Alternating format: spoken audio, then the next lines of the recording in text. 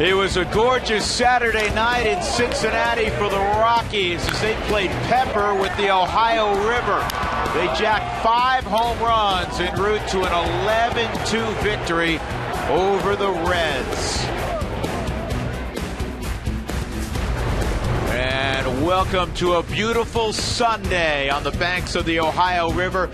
Mother's Day in the Midwest, and at Great American Ballpark, the Rockies look to take 2 out of 3 from the Reds as they'll match up in front of a beautiful crowd today as well at Great American Ballpark. Welcome upstairs with my partner, George Frazier. I'm Drew Goodman. Happy Mother's Day to everybody out there that it applies to.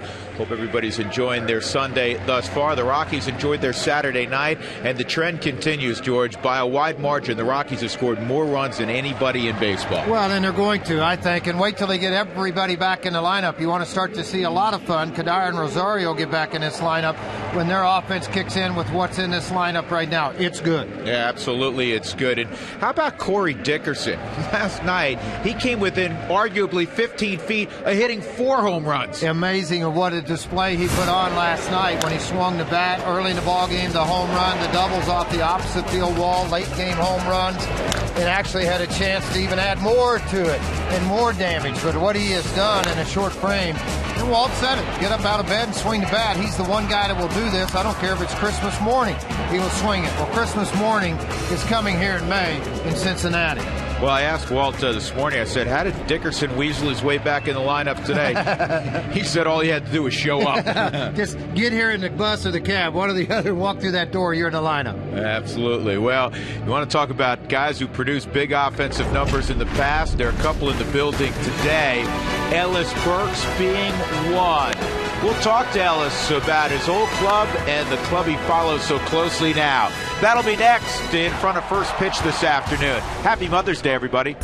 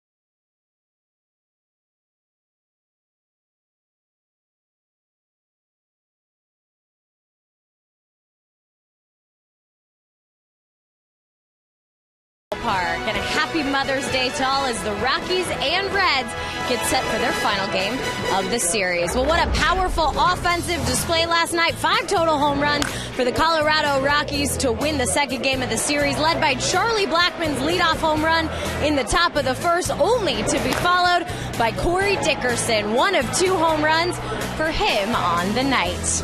And we welcome you field level. Jenny Kavnar with you. You know, it was an exciting night last night for Colorado. Even more exciting when your first 2 hitters of the ball game go back-to-back for the first time this season for the Rockies. It's not the first time in franchise history, though. Happened only one other time in the first inning of a game that the first hitter and the second hitter hit jacks. It was Eric Young starting things off in 1996 to be followed up by Ellis Burks, the second man in the lineup to hit a home run. Eric Young said today it was quite an exciting moment when they both could go back-to-back. And for Ellis Burks, who witnessed this team here in 2014, he sees a lot of similarities between the two clubs. That 1-2 punch is very important in a lineup. And with this team, you know, you got so much versatility. You can use any guy at any given time, and that's the good thing that Walt has to work with. Throughout spring training, I was talking to EY about it, and I told him, I said, you know, there's so many guys on this team that reminds me of the 96 squad. And, you know, that's awesome. These guys can actually hit so well, so much power, and it's just exciting every day. Well, Ellis Burks notched 40 home runs in the 1996 season. He said watching the home run display here last night, he was in awe, not only as a fan, but somebody who was part of the Blake Street Bombers to see the second generation of Bombers take over here in 2014. It's a gorgeous day for baseball in Cincinnati and a gorgeous day to celebrate all the beautiful mothers out there. We'll do just that as we count down towards Rockies baseball next.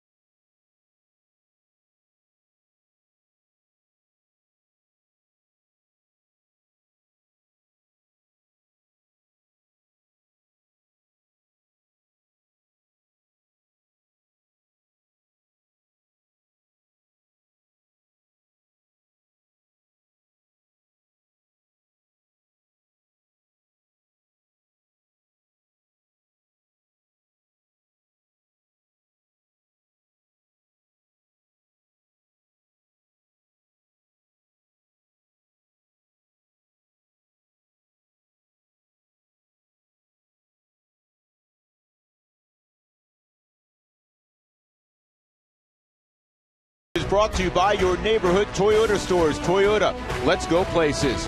By Inova Cancer Care, advanced prostate cancer treatment. Visit InovaCC.com. By CenturyLink, your link to what's next. And by Southwest Airlines, find our fares online only at Southwest.com. Well, it rained a little bit this morning. You would not know it now. I mean, there's not a cloud to be found. It is absolutely perfect for baseball. And Charlie Blackmon stepping in, and yesterday he began the day with a home run. Charlie on his way to a 3-for-5 performance. Homer Bailey's on the hill, the talented right-hander from LaGrange, Texas. And his first pitch in there at 93 for strike one. Blackmon's hit in 10 of his last 12. Outfield straight up, and this one's fouled off. Then it's quickly 0-2. Blackmon brings a .355 average into the game. In unusual leadoff numbers, 8 home runs, 28 driven in. And you like the stolen bases along with it, 8, and he's only been caught twice. I mean, he has put the whole package together this year. Here's the 0-2, and Charlie's equal to that fastball. Talking with a lot of scouts, they made the comment about how much he is shorter and quicker to the baseball. And it also, for me, extends. The longer swing that he had a year ago got a lot of swing and misses. Now it's a shortness, quickness to it. Even when he nicks the baseball, it's still a foul ball and extends at bats a lot versus the strikeouts. Fastball rides out of the zone. Homer Bailey, George, has one of those ideal frames to pitch. 6'4", 230 pounds, and a big arm. A really big arm, and I think it's just a matter of mastering that arm. He's had a couple of good outings this year. 6 innings shutout against the Cubs, and then 8 innings where he gave up 3 runs and got the win. That was against Milwaukee, but other than that, hasn't been very pretty. 3 or more runs in every one of those starts on the season. Awarded a long-term contract at the start of the year. Over $100 million. And that's really been the story of Homer's career. I mean, he's thrown 2 no-hitters. This guy has unbelievable stuff. But for his career, he's basically been a .500 pitcher on a very good club. And he strikes out Blackmon with a fastball up high. Let's take a look at the rest of the Rockies lineup this afternoon. For Walt Weiss, it's brought to you by Southwest Airlines. Find our fares online only at southwest.com. Corey Dickerson will be batting second once again. He's got gaudy numbers. Troy Tulowitzki at 405. Then Cargo, Nolan Arenado. He had a couple of doubles yesterday. Justin Morneau continues to swing it. Michael McHenry, the only change from yesterday. He's doing the catching, batting 7th.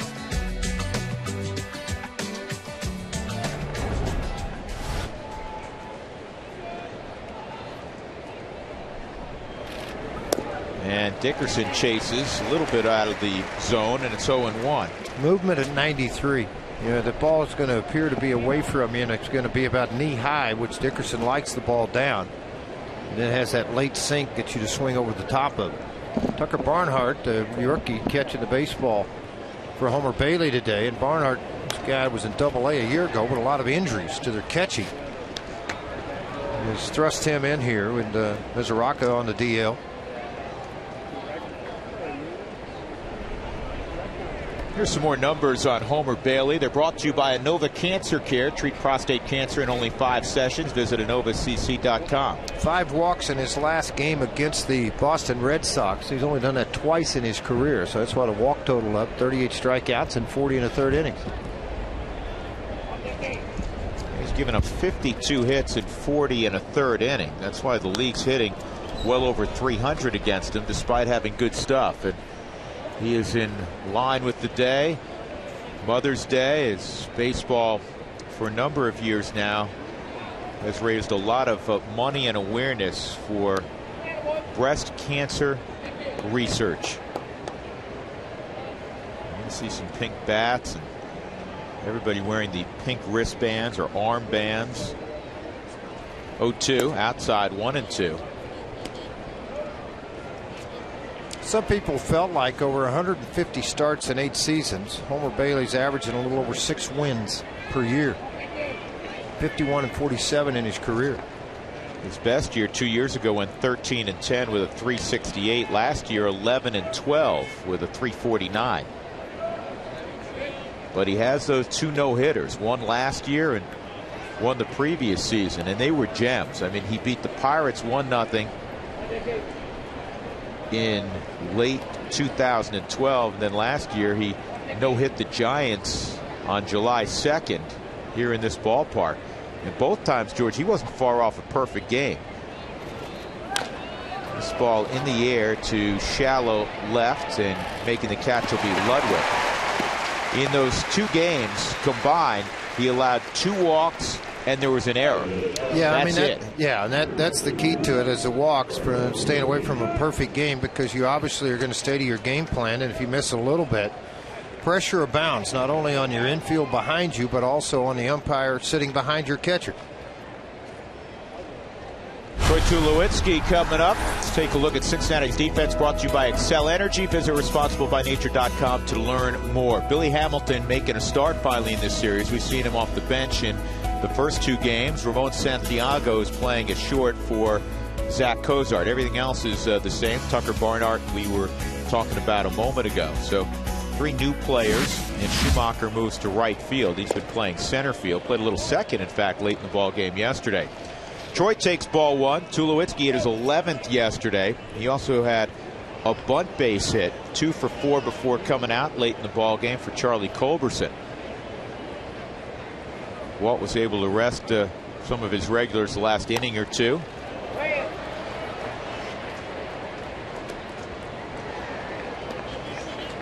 A lot of similarities, Frage, for me, between the 3 guys the Rockies are seeing in this series. Cueto, who's been lights out.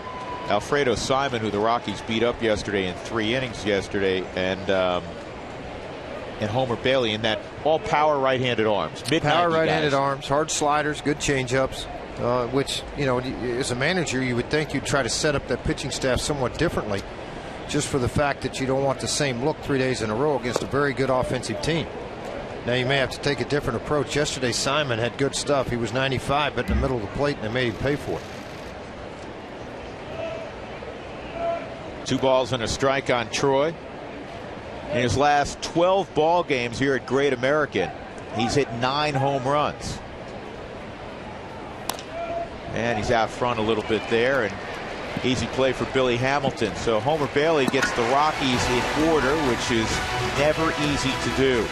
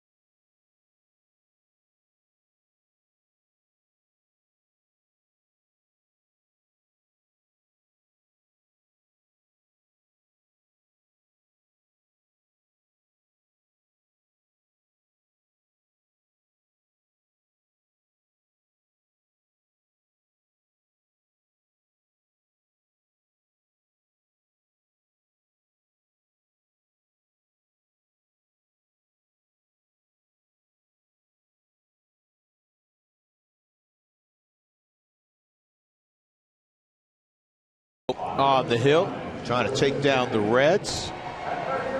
Been Rockies fans here in the ballpark throughout this weekend set. Billy Hamilton with the great wheels will lead things off. The rest of the lineup brought to you by Southwest Airlines. Find our fares online only at southwest.com. Here's what Brian Price has written out. Skip Schumacher will bat second. Brandon Phillips, Joey Votto. 3 straight games in the 4-hole for the first time this year for the perennial All-Star. Joey Votto, Todd Frazier, Ryan Ludwig, the catcher Tucker Barnhart. Ramon Santiago will bat 8th, and Homer Bailey, good athlete, will bat 9th naturally. And for more on Juan Nicasio, let's check his numbers. They're brought to you by Inova Cancer Care. Treat prostate cancer in only 5 sessions. Visit InovaCC.com. You know, interesting statistic on Juan Nicasio, 62 career starts. When he goes 6 or more innings, 14-2 with a 2.08 earned run average. When he doesn't and goes less than 6, 5-15 with an earned run average of 7.71. That's a big number. 19-7 when he goes 6+. The ball club is. Win percentages in the National League right now. He's 4th at 4-1. So here's Hamilton, and he shows bunt, and he does that a lot. He can run. I don't know if you've seen the scouting report, Drew. He can really run. It's fast. Really fast. Decent speed.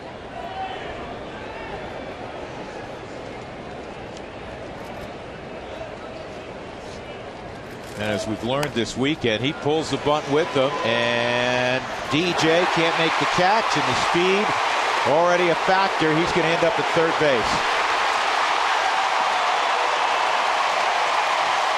The ball traveled 60 feet. He traveled 270 feet.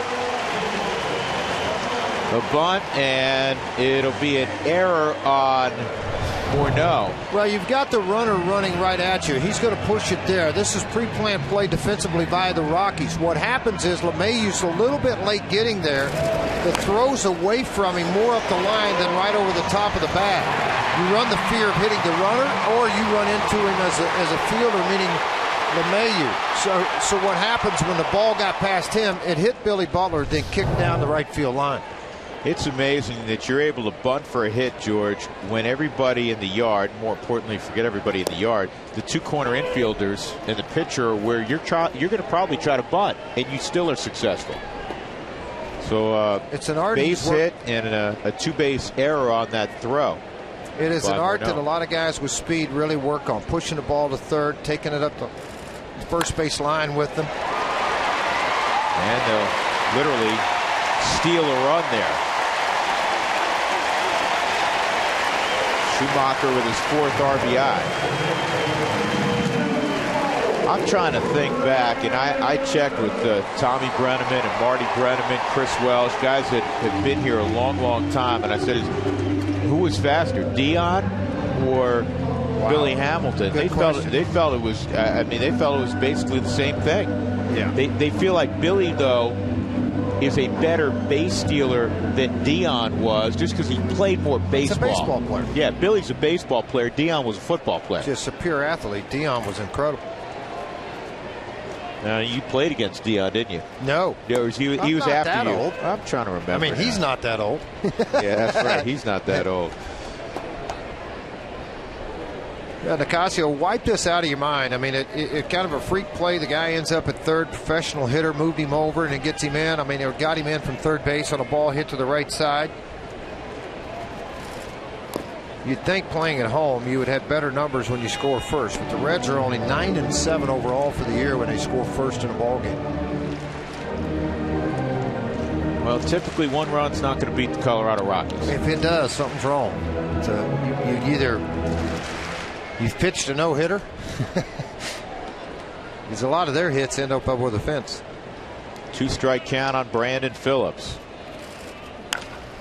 This is in the air to right field. Charlie hoping for a play. Oh, man. He got it. He made the catch. Got to check the rib cage. Who was it a couple years ago? It was Brad Hopp. George, remember that? Yep. Brad Hopp hurt his ribs. Tavis Strand, our producer's telling us, it was in Milwaukee on one of those low fences. Yeah, you can see there, they've got pads, but those pads are not very padded. It's just very hard, kind of just brace you from that wall. Charlie put his elbow up, didn't catch that left elbow, but able to make the play. Good job by Charlie. 2 outs, nobody on. Votto swings at the first pitch.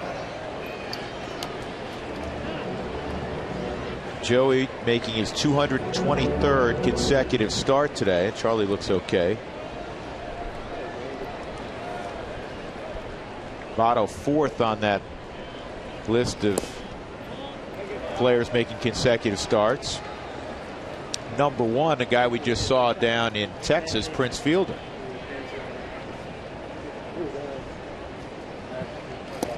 Good pitch. 1-2 on Votto.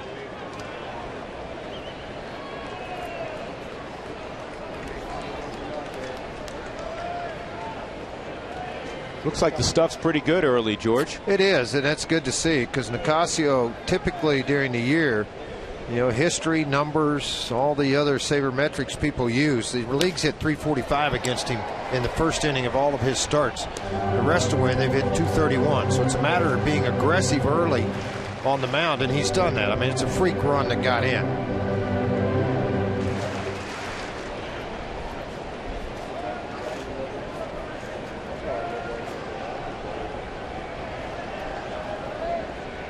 One and two on Joey Votto. Set up away, and that just missed. 2-2. Just a little bit of a pullback by McHenry behind the plate. Watch when he receives this ball out and then try to hold it back to the corner to get the call from Doug Eddings. Some guys will pull, some will turn their glove in. Votto didn't bite there, and it's 3-2. Well, you got a very good hitter at the plate. The other night, 3-0 count, hit a home run. Confidence in that split right now would be a way to go. If you come in with the fastball, you got to come hard. On the ground, that's a fair ball. Morneau will flip to Nicasio. Votto never left the batter's box initially. That's all for the Reds in the first, an unearned run, and it's 1-0 Cincinnati.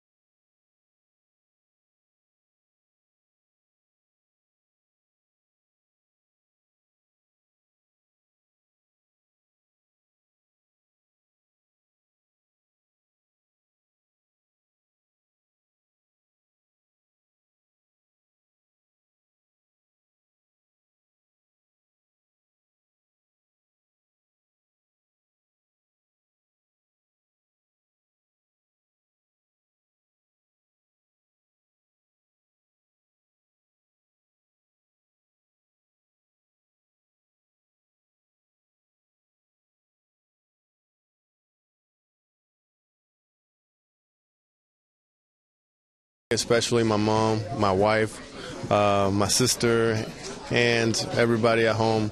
Just want to wish Happy Mother's Day, and you know it's very special for us too. We get to play with pink, and we'll do it for all you guys. Well, Cargo, he's going to try and get a nice hit for all the mothers out there as he's approaching the batter's box right now. Louisville Slugger, they're giving away these bats, auctioning them off again for the 9th straight year on MLB.com. They say real men swing pink. And, of course, they're in honor of Mother's Day and breast cancer awareness. So all the proceeds for that will benefit breast cancer awareness. And we know it's near and dear to several people's hearts. So the pink bats, they're not just fun and a nice symbol for Mother's Day, but, of course, our well wishes to all of those breast cancer survivors out there and those fighting the struggle right now. Guys? Well, my wife is one, and it is a special day for so many people around the nation, around the world. And that breaking ball's in there for a strike on Cargo.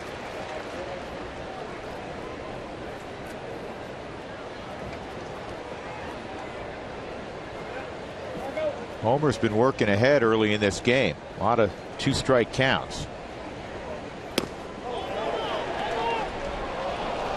No swing, 1-2.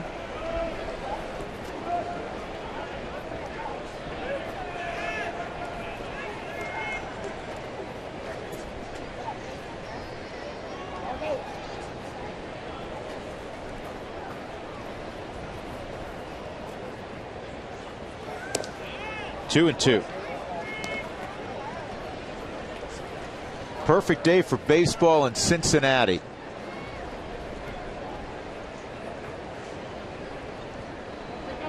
Another big crowd.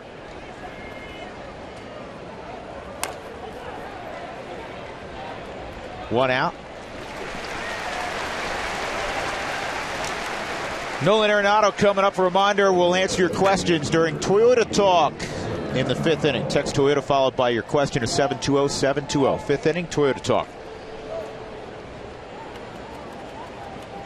Arenado starting a new streak yesterday, a pair of doubles. He's reached base in 30 consecutive games.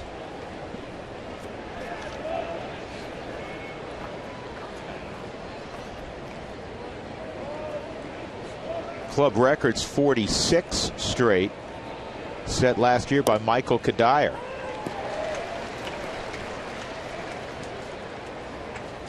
Rockies banged out 11 extra base hits yesterday. They had 5 home runs and 6 doubles.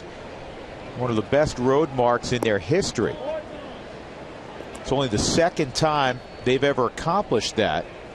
The other time was in Pittsburgh in 2003.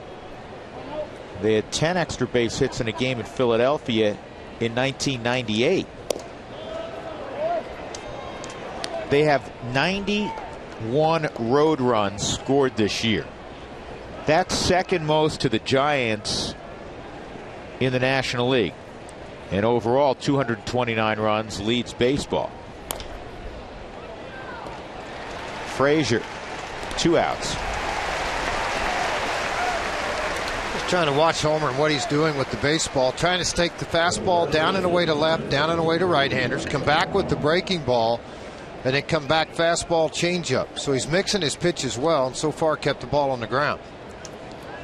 Mentioned his career numbers versus the Rockies.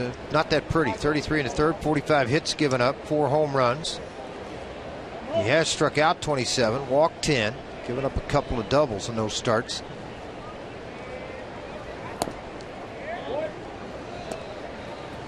Justin Morneau with 2 outs and nobody on. Morneau, a 2-run home run in the 3rd inning yesterday.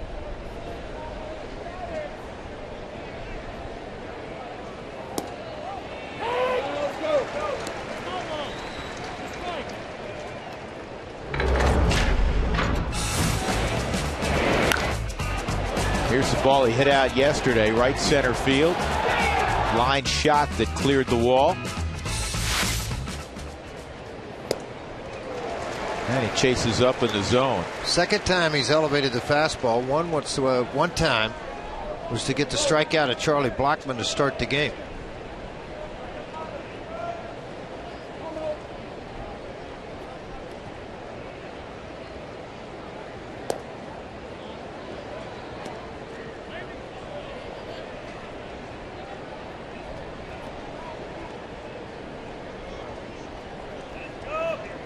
Bailey, #1 pick, 7th overall. High school kid out of LaGrange, Texas in 2004. And this is off the end of the bat. Pop up to shallow left, and Santiago makes the play. So Homer Bailey has retired all 6 he has faced, 1-0 Reds.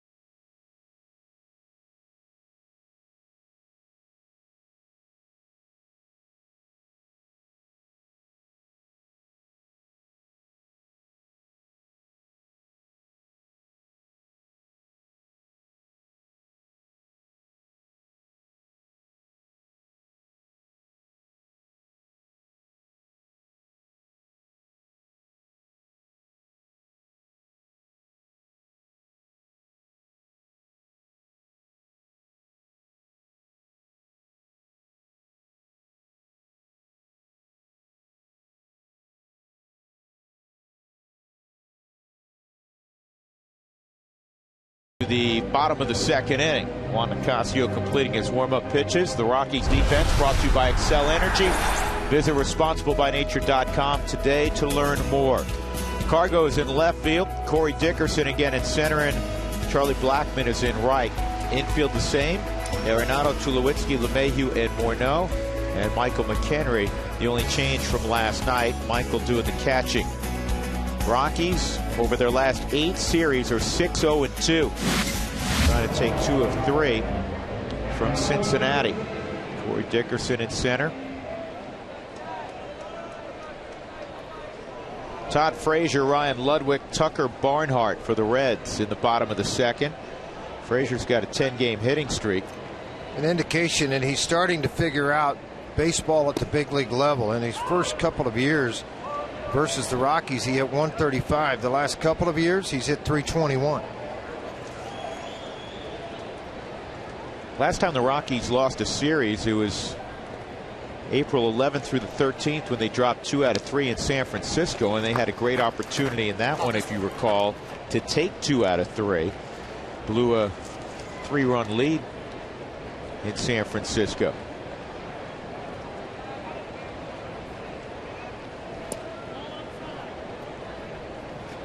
You could hear home plate umpire Doug Eddings say ball outside. You know, hitters appreciate that. Catchers appreciate the extra little description. Chris Siegel's at first, Corey Blazer at second, Brian O'Nora at third. No swing. And it's 3-1. What it does when an umpire kind of looks at you and tells the catcher he missed it, or to you know, the catcher looks out at your pitcher and kind of gives him a fist pump. Hey, he missed it. Just stay on page with it. He'll get it in a minute. Just eliminates a negative out of a pitcher's mind. Center field and deep. Dickerson at the edge of the track calls it in. Long out.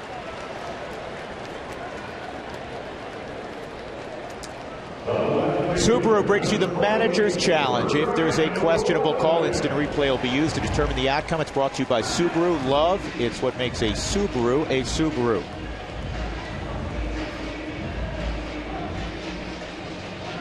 Ryan Price making the transition from pitching coach to manager. And watch Ryan Ludwig step up. Hitting .350 so far in the month of May.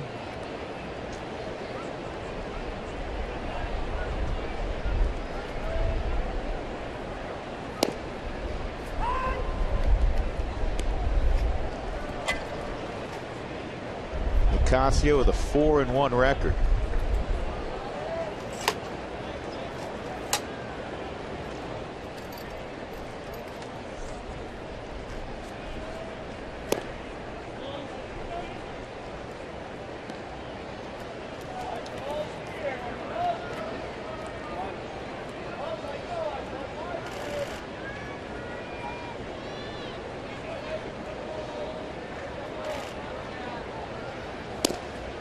Good pitch, hard dent, good signal, good from the catcher in. For Nicasio to make the slider effective, the hard sinker in and on the hands is only going to make it better. Tough to pull a trigger on that at 92 to 95. 1-2, and it's line foul and out of play.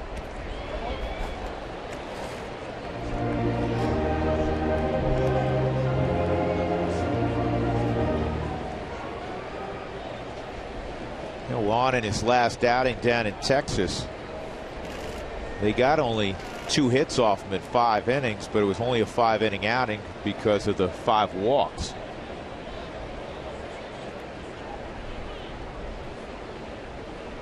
Rockies would win that baseball game. Juan got the victory. And this is pop up on the right side. DJ LeMahieu coasting over. DJ's got it. Let's check in with Jenny. Jenny? Yeah, guys, earlier today, Jorge De La Rosa, it's been decided that his start will be pushed back to next Friday. That means he will open the homestand for Colorado rather than pitching in Kansas City. He's due to pitch on Monday, but with the off day, they're going to give him the extra rest. And talking with Scott Garrett, the assistant trainer, before the game, he said really it's just some lower back stiffness that Jorge De La Rosa has been experiencing. Nothing that happened during a pitch, but something that just kind of came on. So give him the extra couple days of rest with 2 off days set for this week, and he'll open the homestand on Friday. All right, Jenny, thank you. So De La Rosa gets pushed back, which means on Tuesday, opening that Kansas City 2-game set, will be Franklin Morales. 1-0 on Tucker Barnhart. And Barnhart, a ground ball to first. And a good inning for Juan Nicasio. 1-2-3 in the second. The Reds have the only run, an unearned run, in the first frame. 1-0 as we go to the third.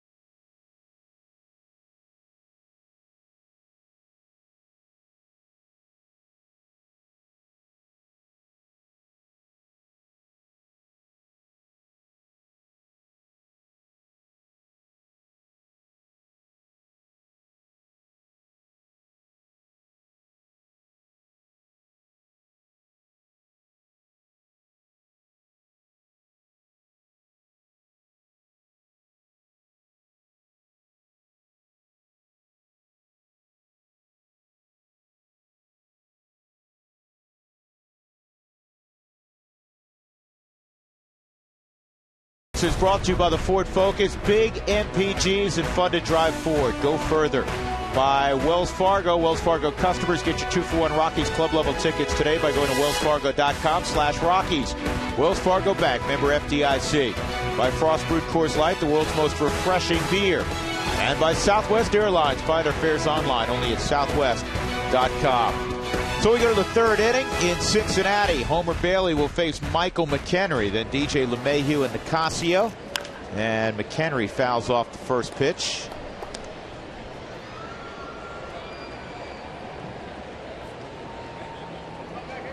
Fourth start this year for Michael. He's gotten a hit in his first 3 starts.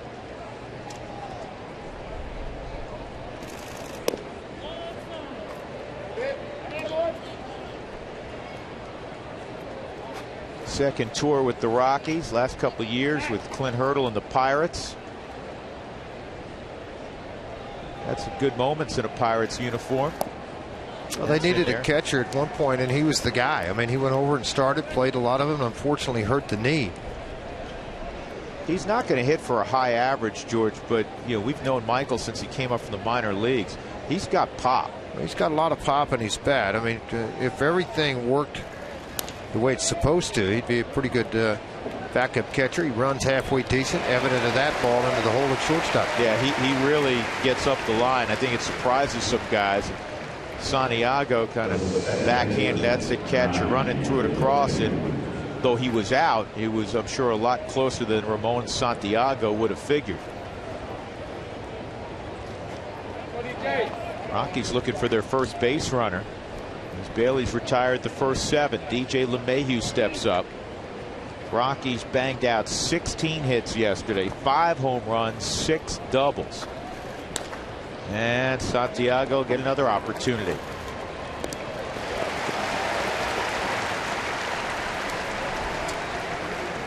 Today's fun fact is brought to you by All Copy Products. Well, Homer Bailey, owner of 2 no-hitters, is one of 28 pitchers to have multiple no-hitters. 3 have been Cincinnati Reds. Jim Maloney back in the 60s. And most famously, Johnny Vandermeer in back-to-back games. Back-to-back starts. Bailey has done it against the Pirates, and he did it here against the San Francisco Giants.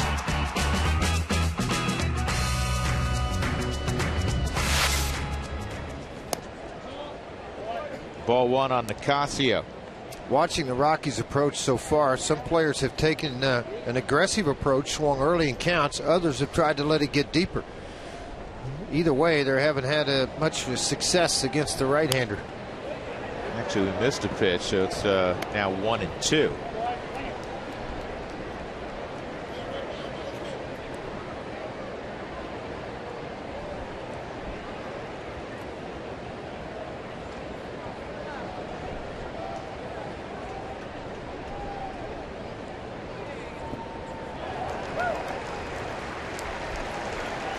Punch out, the second of the ball game for Homer Bailey.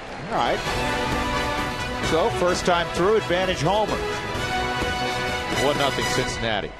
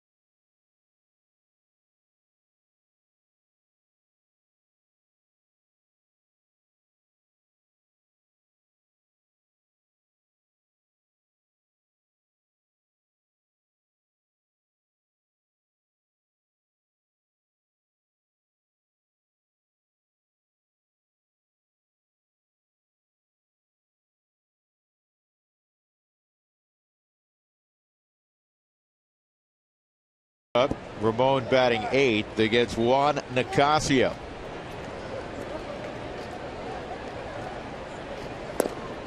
On the outside corner for a strike.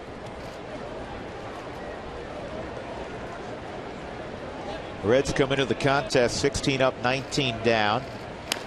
That ball's pulled foul. Rockies are 23-16.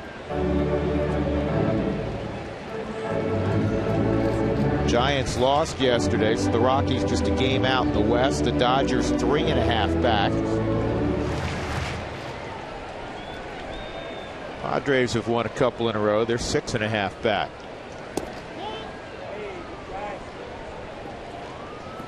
Arizona won yesterday, but they're just 14-25, 10 games off the pace already. 1-2 on Santiago. 2-2. Veteran guy that just hadn't hit a whole lot. Utility man for the Detroit Tigers. Giving Bozart a day off today. Average at 111.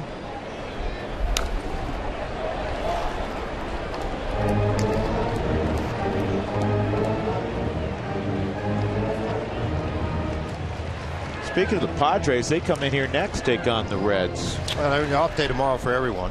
And then, the Reds had an off day Thursday. They got another one on Monday, much like the Rockies.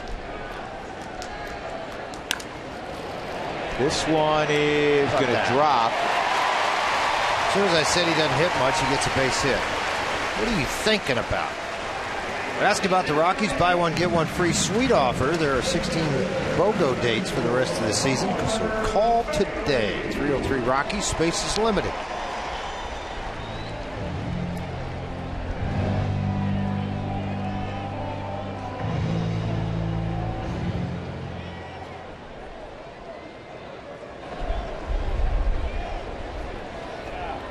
Homer Bailey in what's typically a sacrifice situation. He's a guy who handles the bat well.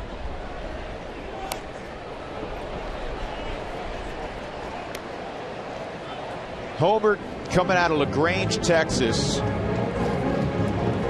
had a high school career one could only dream of. He was 41-4 in high school with an 0.98 ERA. What happened on those other 4 games? What were they thinking about? No runs? I don't know. They must have been awful. He was the National High School Player of the Year. And it was one of those consensus deals. Gatorade, USA Today. He won every award possible. Won a state title at LaGrange.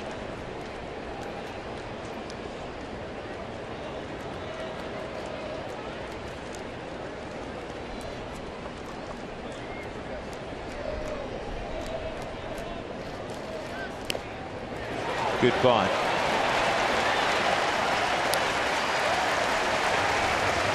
You hear the applause out of this Reds fans. They really appreciate small things like this to get guys in scoring position, recognize it, and applaud you for it.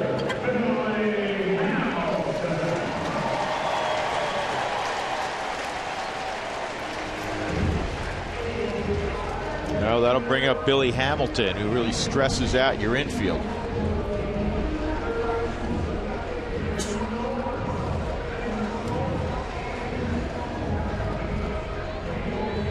There's never a situation, nor is there really a count, that Billy Hamilton, who understands who he is very well, won't lay down a bunt.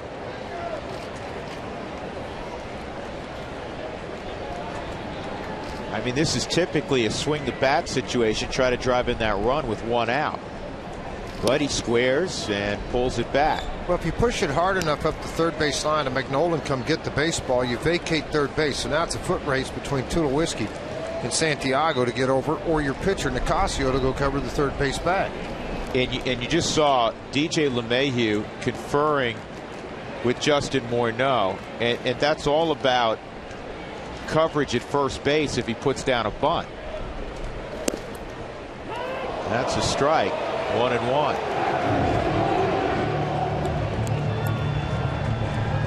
Well, he's had 23 games here, not Juan Nicasio, Billy Hamilton has. At Great American Ballpark, his career average at the park, 180. Not really good. What happened? A balk on Nicasio. Wow. Home plate umpire popped it early.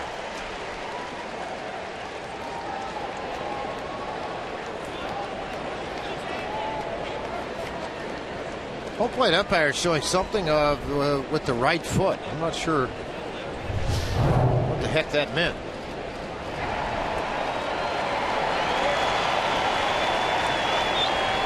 keeps flinching with his leg, but I don't see. Well, he did it 3 times. They called it on the 3rd one. Right.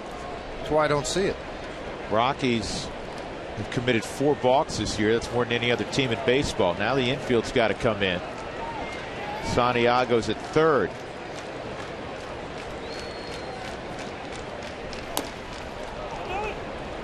That almost looked like the softball swing. Fast pitch softball. Slap and run. It did, didn't it? Billy Hamilton's from Taylorsville, Mississippi. Taylorsville High School in Collins, Mississippi.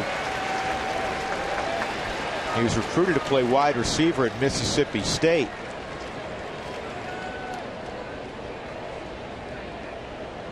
See if he can get a punch out. Here's the 1-2. He set the all-time single season stolen base record in 2012 when he stole 155 bases. And people say, wow, man, guy's got incredible speed, etc. It's hard on the body. All the sliding, the diving back into the bag.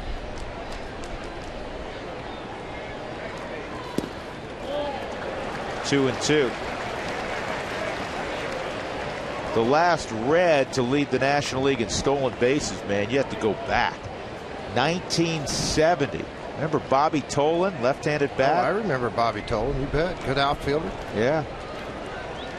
And that was on AstroTurf days.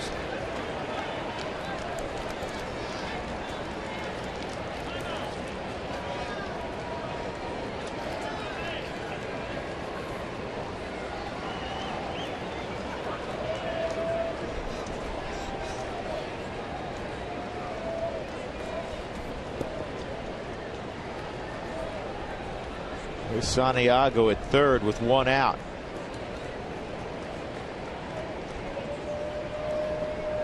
Here's the 2-2.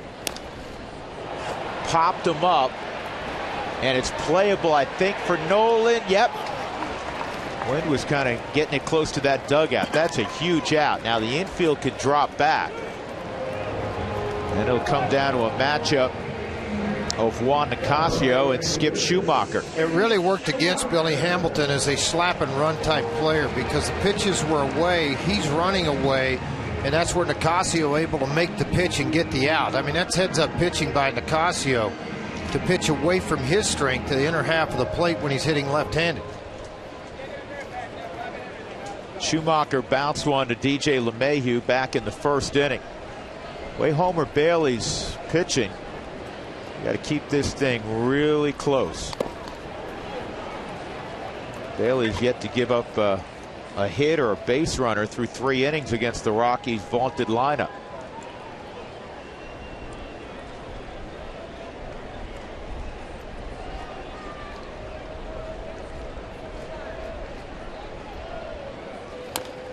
Quickly 0-2. Said it so many times, George. Whether it was your era, this era, or going all the way back to other eras, the really good ones, the guys that win a lot of games are starting pitchers. They get the big outs, and right now, obviously, this is a situation to get a big out. Got to make a pitch, and that's what they did. They made a lot of pitches. It doesn't matter who you are or where you are. You look at Cueto and what he's done, making pitches, power with feel. Whoa, Michael McHenry had to get off the ground to catch that. About time the boat got here for Dougie. It's too small for him. Dougie, you're getting thrown under the bus and you're not even paying attention. Doug's big in this part of the country. Went to college at Dayton, about an hour away. 1-2. There's a street down there named after him. It's called Elm Street, but he claims that. No, it's actually one way.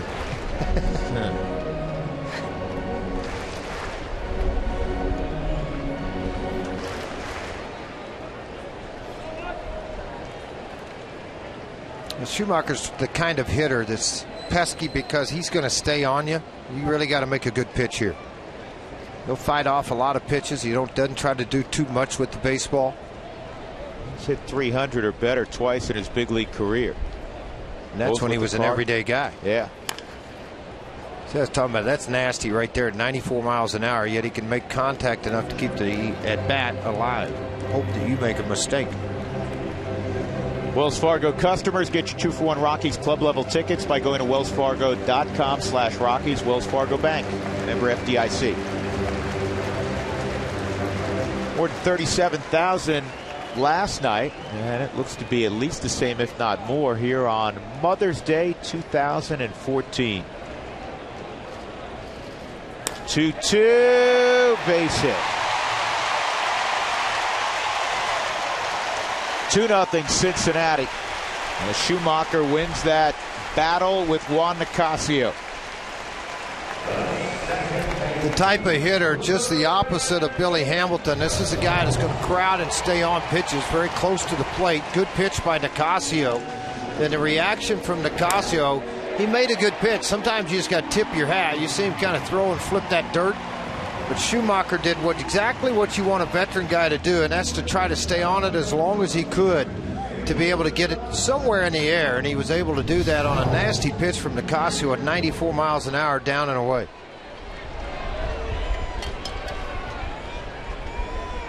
Brandon Phillips fouled out down the left field line, or down the right field line, his first time up. That's a strike.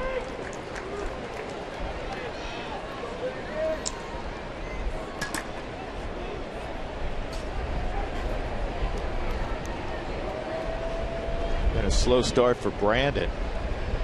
Just a couple home runs and 8 RBIs. Last year he drove in 103, which is the second most ever by a middle infielder for the Reds. You know who number 1 is.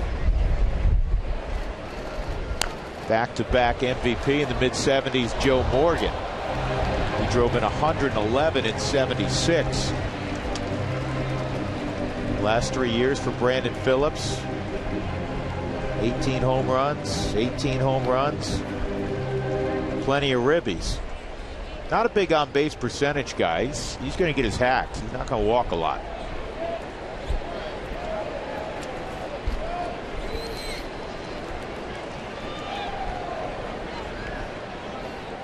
Oh, 2 runner going, swung on and missed. In the inning, there was a base hit, a sac bunt, a balk, and then a base hit by Schumacher. 2-0 Cincinnati, top of the order for the Rockies.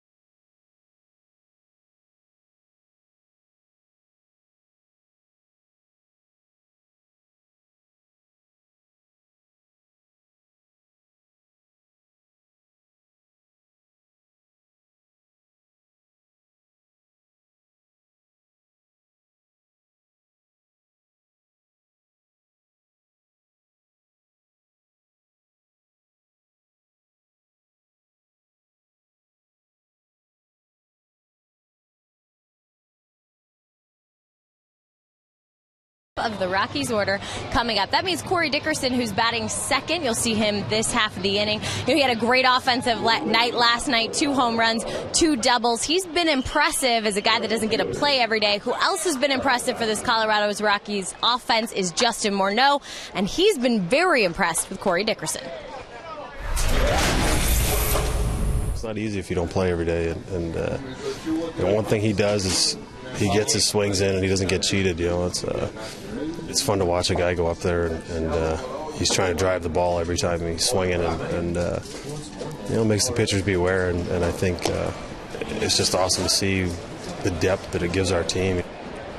I also got the chance to talk to Troy Tulowitzki before the game about Corey Dickerson, and jokingly, Tulo said, Corey uses my bat still, so I like to give my bats a lot of credit for his hits. But in all seriousness, what he's able to do when he does get in the lineup, since he's not an everyday player, has been absolutely impressive to this team, who, look at their stats. They're pretty impressive themselves collectively, guys. Well, Jenny, I talked to Troy also about Corey Dickerson, and I said, when did you realize this kid could hit? And he said, when I went down last year on a rehab assignment to AAA, and when I came back, guys asked me, who's down there that can swing it. And the first guy he mentioned, he said Dickerson. He said Dickerson's going to hit. Hitters know, players know. George, you watch pitchers, you can tell. I watch a lot of games, and at the drillers, where the drillers play, I see a lot of amateur games. You can tell a guy that can hit, the way they carry the cells, the way they swing the bat. They don't get fooled. Solid swings on the baseball. 1-2 on Blackman. Now, Homer Bailey's been very effective so far. He can't get more effective than retiring everybody he's seen. But he's been ahead 0-2, 1-2 to virtually every hitter. And I want to see the approach the second time around. This ball's driven high and deep right center field. Blackman has done it again. Charlie Blackman with his 9th home run. Back-to-back days, and it's a 2-1 ball game. I've been saying it a lot lately.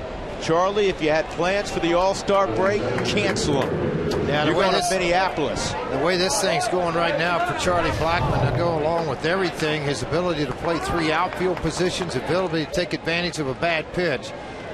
This was a bad pitch by Bailey, and you make him pay for it. That's what good hitters do. Got a ball up and away from him, right center field, drove it out of this ballpark, and it's a 2-1 ball game here in the 4th. Ball 1 on Dickerson. Let's see how that affects Homer Bailey. Cruising to that point. First hit for the Rockies. First base runner's a bomb to right center. 1-1.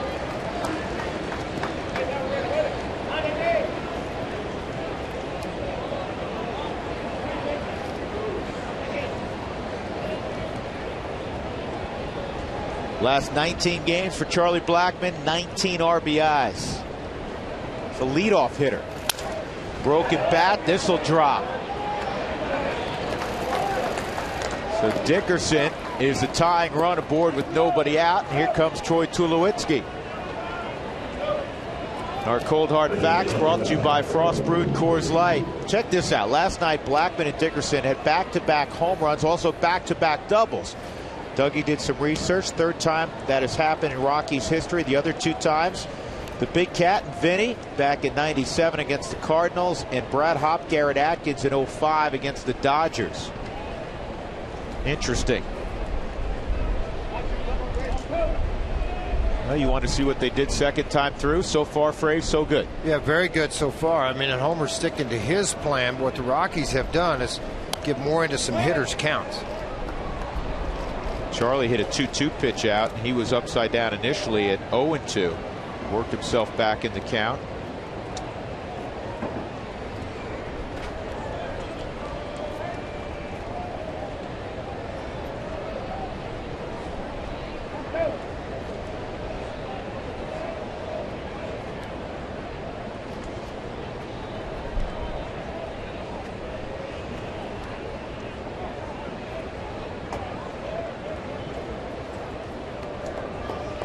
Dickerson can run a little bit at first. Homer Bailey's aware of that.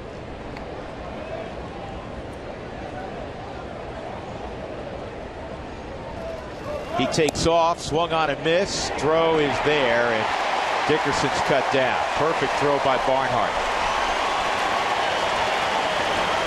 Top catching prospect in their organization. Barnhart last year was very effective at the minor league level of AA of throwing the baseball. It's a short, quick arm action. for him and a very accurate arm. He stayed right behind that ball, dead on the money. It's his 8th major league game for Tucker Barnhart this year or in his career. But at the minor league level, he was nearly perfect. 99.2 fielding percentage. And Tulowitzki strikes out. 3rd strikeout for Homer Bailey. He averages almost a strikeout per inning pitched this year. And 2 outs, nobody on, a run in. And Carlos Gonzalez will take another look at Bailey. Cargo 2 for 11 against Bailey in their career matchups. Cargo coming to Cincinnati had a 10-game hitting streak, but he's 0 for 8 so far in the series.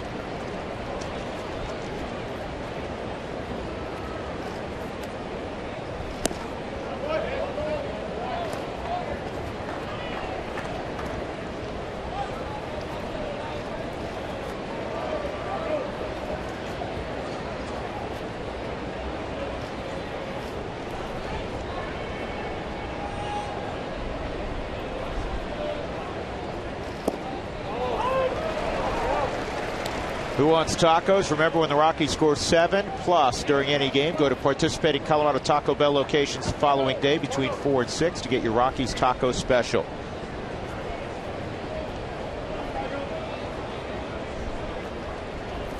One and one on Cargo. The Reds do not employ a shift like a number of other teams do.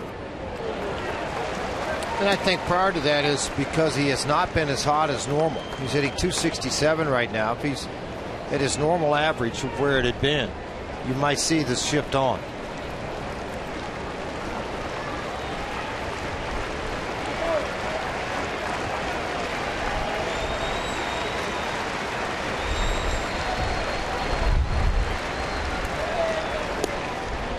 Two and two.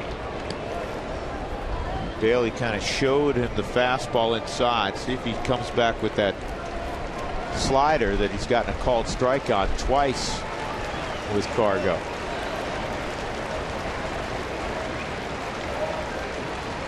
Curveball away. 3 and 2.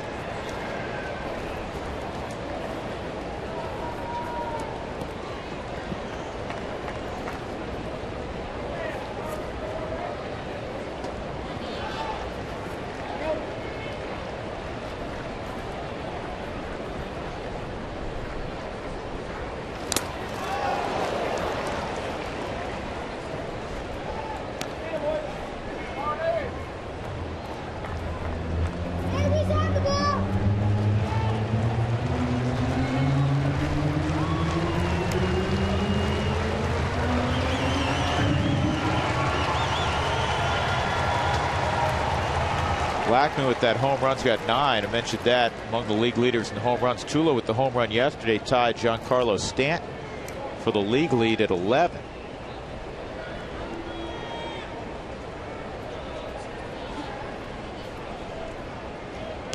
Cargo's sitting on 7 home runs right now. Morneau's got 8. Arenado's got 6. Outside, good at bat. Tried to backdoor the breaking ball after consulting with Barnhart. So Cargo will go down to first with 2 outs, and that will allow Arenado to hit here in the 4th. The reason everybody in the crowd oohed and awed, so did Homer Bailey, is because the ball was thrown within the framework of the catcher. It's just Barnhart was off the plate where he received that baseball.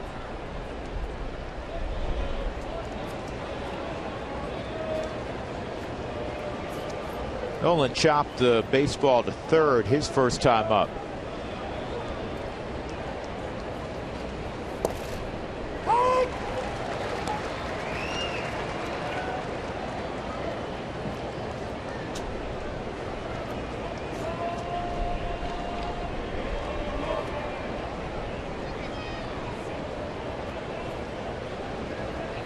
Here's the 0-1. Coors Field is available year-round for special events, and most of the areas at the ballpark, it all can be reserved. Call the Rockies, 303 Rockies, for more information. Nolan's got to battle out of a ditch, a two-strike ditch.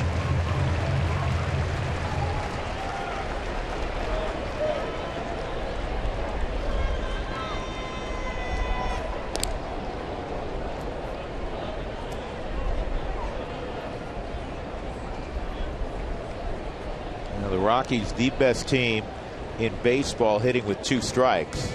Just about every offensive category. 225 or 26 points better than the next best club, and again the league average, major league average, 174. Slowly hit to short, and Santiago will throw out Nolan at first. In the inning, Charlie Blackmon gets the Rockies' first hit. It's a big fly, and it's a 2-1 ball game.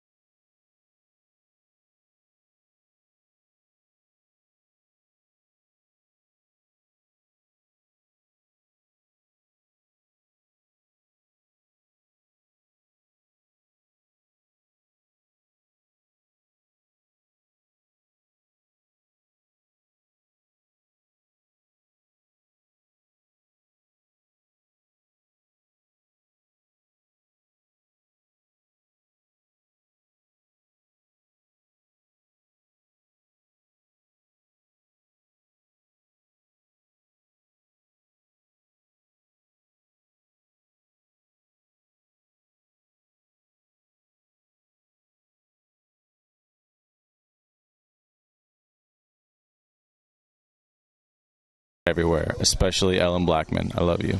Happy Mother's Day to Joan in San Francisco right now. Thanks for everything you do.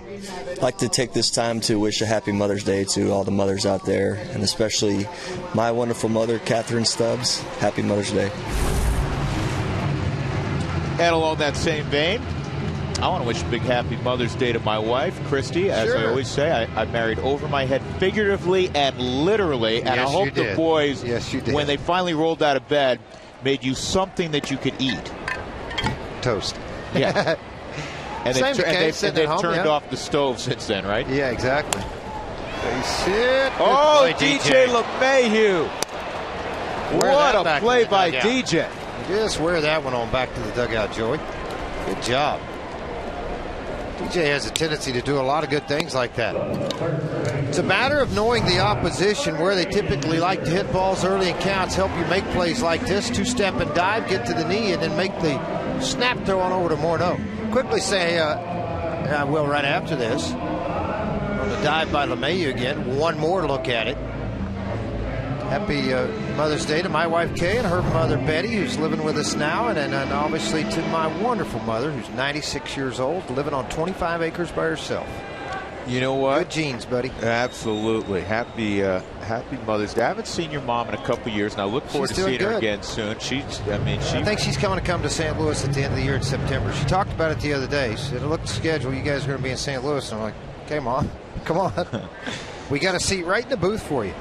And obviously most of you will never get to meet George's mom, but if you want a little bit of a window into George's personality and why, this is Frazier.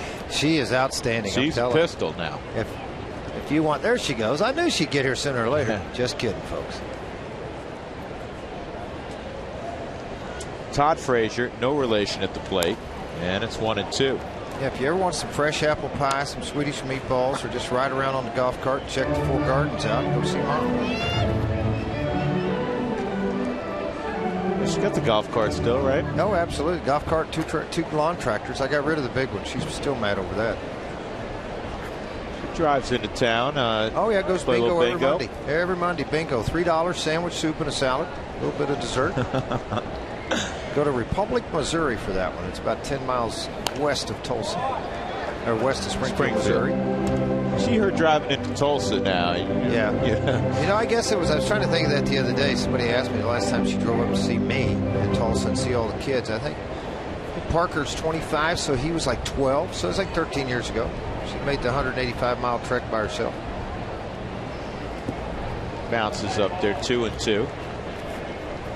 I love it when she gets lost and she'll call me and goes, "I'm lost." And I go, "Oh, where are you?" "I don't know. I'm lost." "Give me some street signs." Why do they keep changing the farm roads?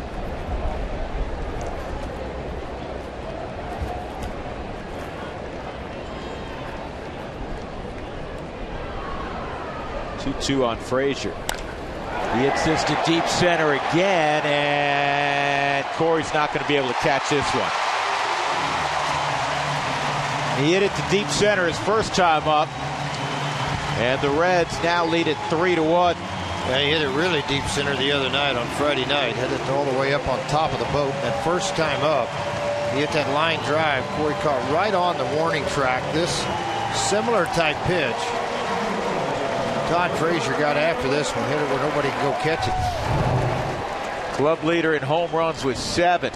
Let him extend. That's twice they've been able to do that. Juan knew it as soon as it left the bat. He took the glove off, started to do that pitcher's upset walk around the pitcher's mound, and the ball bounced up off of the area in center field. 11-game hitting streak for Frazier now. Ryan Ludwig with 1 out.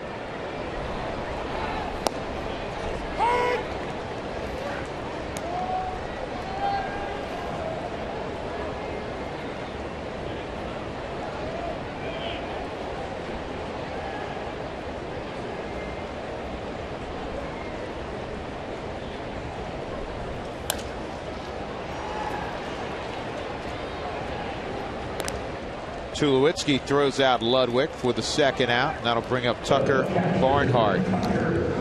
Auto glass damage, trust Safelite online. Safelite.com. On the phone, 303-287-5grand.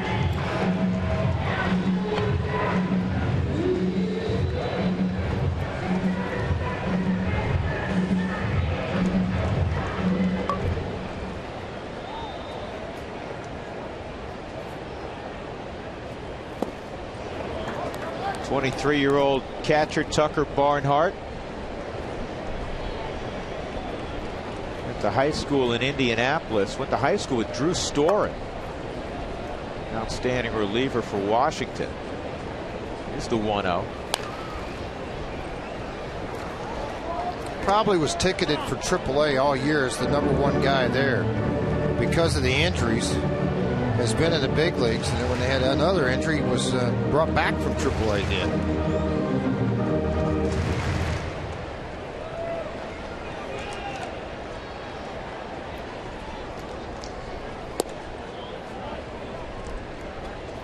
Two balls and a strike. Home run by Frazier measured at 421 feet. We're 64 feet short of the home run he hit on Friday. Sharply hit. Morneau's got it. 485-footer he hit on Friday. Longest home run by a foot in baseball this year. 1 foot longer than Giancarlo Stanton. 3-1 Cincinnati.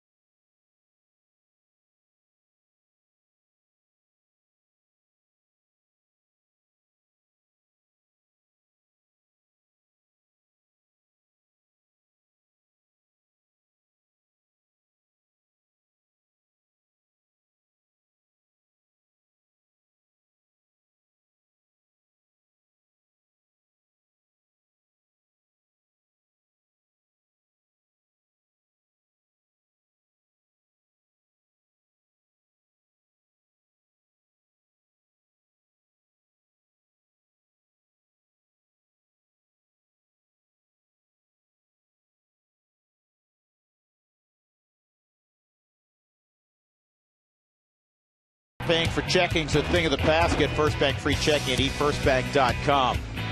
Rockies trailing 3-1. Nicasio's pretty well. Homer Bailey a little bit better. He's given up just 2 hits, and that was the second time through the lineup. The home run to Charlie Blackmon. Nicasio gave up an unearned run in the first. And then Cincinnati built a run in the third. And the home run by Todd Frazier a couple of minutes ago. Justin Morneau in the 5th inning to lead it off. Then Michael McHenry and DJ LeMahieu.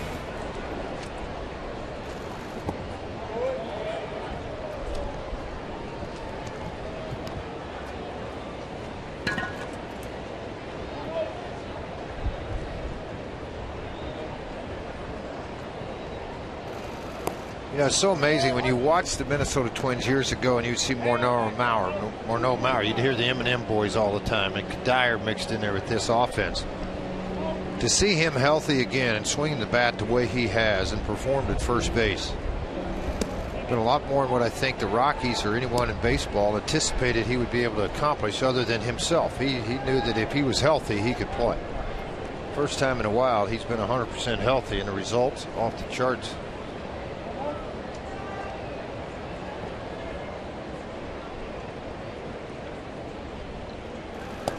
And a 4-pitch walk to Morneau. Second walk allowed by Homer Bailey. The day after every Rockies win, get 40% off your online order at Papa John's. That would be today. Enter promo code ROCKSWIN at papajohns.com. Hopefully tomorrow as well.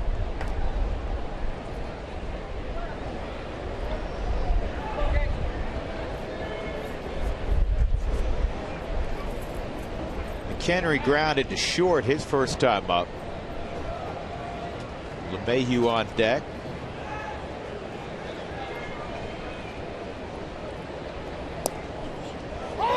I think one of the important things to remember about Morneau, twofold. One, he's a year further removed from the concussions. And secondly, look back at his numbers. It wasn't like he had a flash in the pan 1 year type of thing. Morneau, a few years back, was one of the top 5 offensive players in the game. This ball's crushed deep left field. Did McHenry get it? It is going to bounce over the wall. A ground rule double. So McHenry continues to hit when given a starting assignment. The other day in Texas, a couple of base hits, drove in a run. He got one here, and he got a hanging breaking ball out front. And what he did is stayed about belt high. I actually thought this ball was going to travel a little bit farther, particularly with the wind pushing into that left field corner. It does hop up into the stands. It probably cost the Rockies a run, but you got second and third now and nobody out. And LeMahieu, who is a very, very good guy with the bat at home plate. Now this is one of those tough spots for an 8-hole hitter. You have the pitcher on deck. And DJ got a pitch to hit on the inner half. Swung through a fastball at 94. It's 0-1. But he's hit .333, 9 for 27 with runners in scoring position. Absolute must for him to get this in play and get a run home.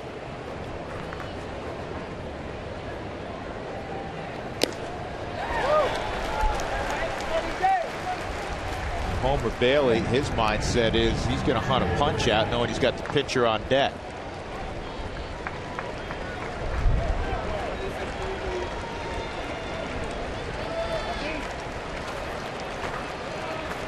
DJ, you got to go in battle mode here.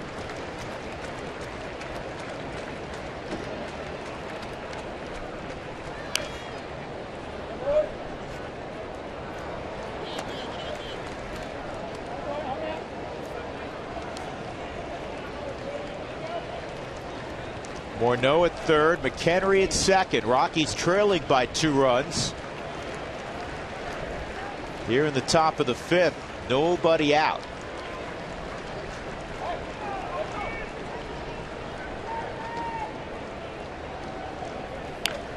And DJ fouls off another pitch. You're pounding him in, George. In and up.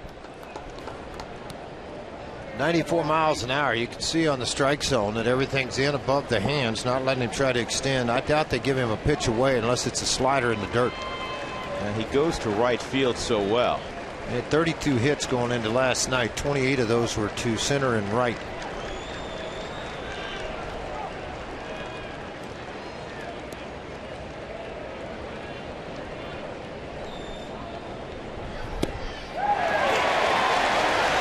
Big strikeout for Homer Bailey, his 4th. Gets the action when the Padres come to town this Friday through Sunday. Be sure to check out the ticket specials available, including the Blake Street Steals on Saturday and Sunday.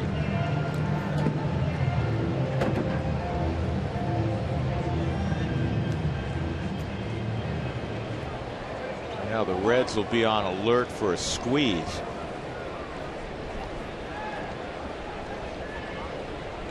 You're on the alert for it, but I think too you look on farther into the scouting reports and you try to see how many times, whether Nicasio can do it or not, how many times a pitcher has been successful just sacrificing. So how good a bunter are they?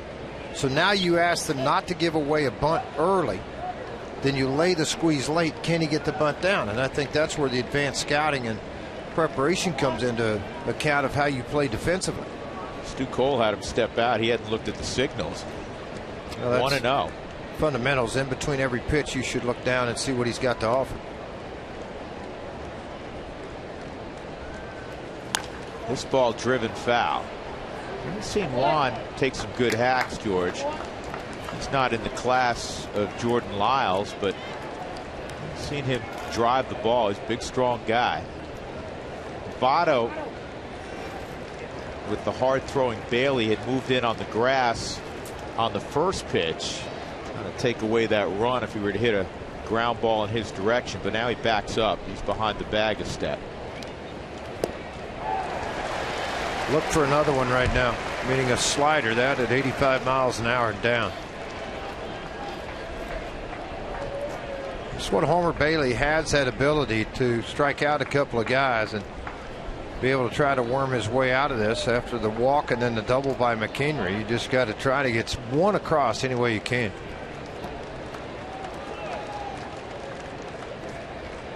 And he has struck out the first 2. And now it'll be left to Charlie Blackmon. Not a bad guy to leave it to. 250 with runners in scoring position. Excuse me. With 2 outs. 250 average. He's going to get a chance here. Got a home run earlier on a ball up and away from him. Outer half. Took it into right center field. About 8 rows up. Bailey not happy with it. Charlie in the dugout very happy. Charlie will get another opportunity here. Second and third, 2 outs. McHenry at second, the tying run. He runs pretty well. Advantage of having 2 outs also.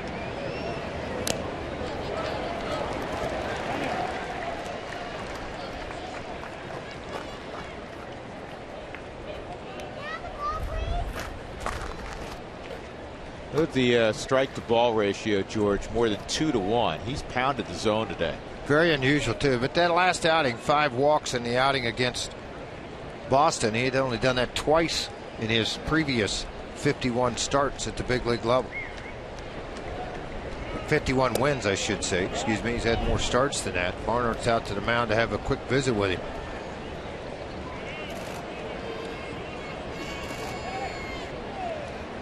The keys to Charlie Blackmon's season is how quickly he's been adjusting. Evidently, they didn't get on the same page the first conversation because Barnhart went back behind the plate. Bailey called him back. Signs. That's what it's all about right now. You got a catcher out at second base, so you want to be careful about picking a sign off or something. Most of the time, the guys that pick this up, your middle infielders and your catcher. If they see a runner at second do something a little different other than versus looking straight ahead and he only looks back at second, okay, they're given location.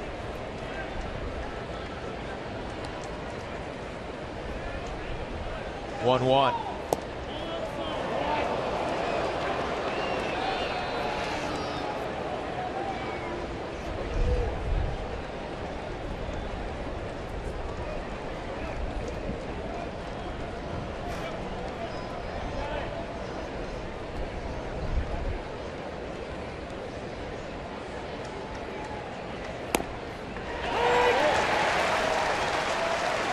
Charlie thought that pitch was away.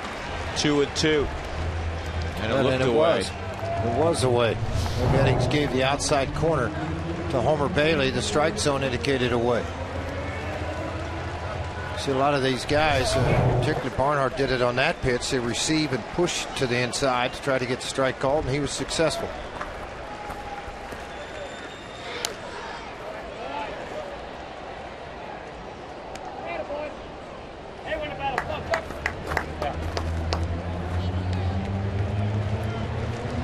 Morneau walked on 4 pitches.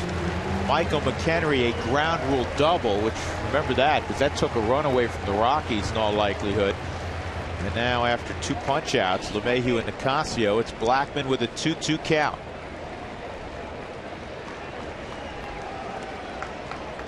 Cincinnati ahead 3-1, top of 5.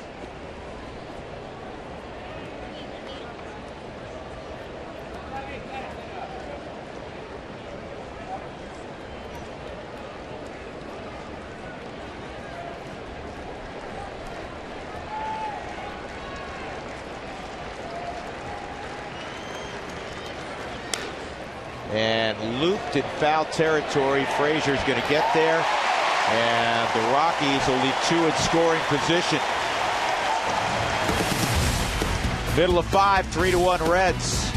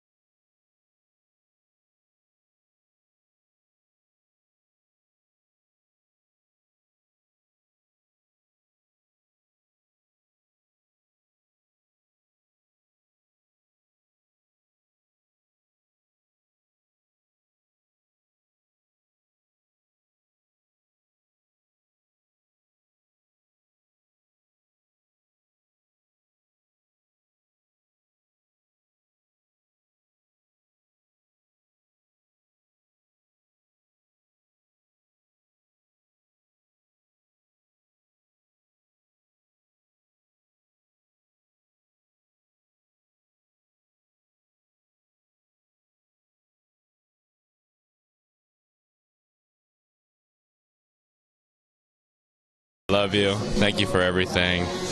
See you soon. Hi, Mom.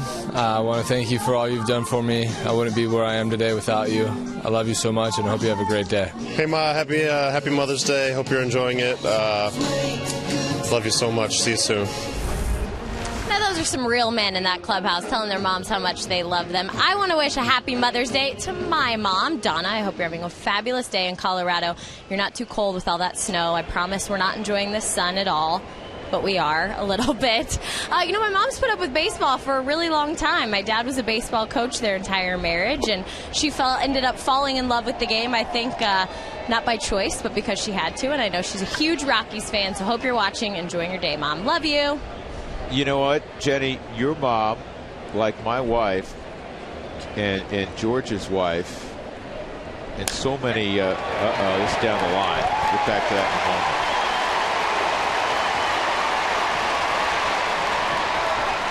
Leadoff double for Santiago.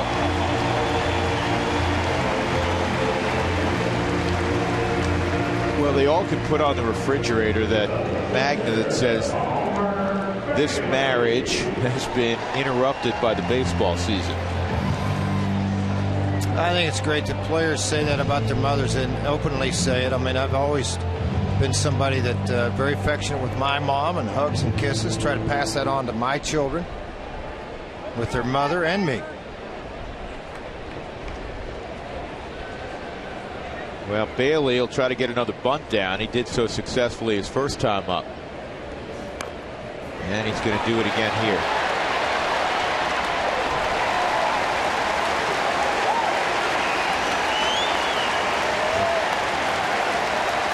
One out, runner at third. Tell you what, Santiago's been a pain in the you know what today.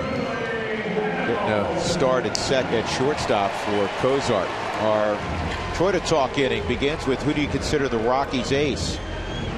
Pretty good question, but for me right now, Jordan Lyles. 5 wins, 5-0, got under an average under 3. What I thought interesting too, Doug was going to look this up, and I looked it up, but I want to confirm it with Doug. I think 4 of his 5 wins have come after Rockies losses. Another indication of what an ace can do for you. Billy Hamilton at the plate.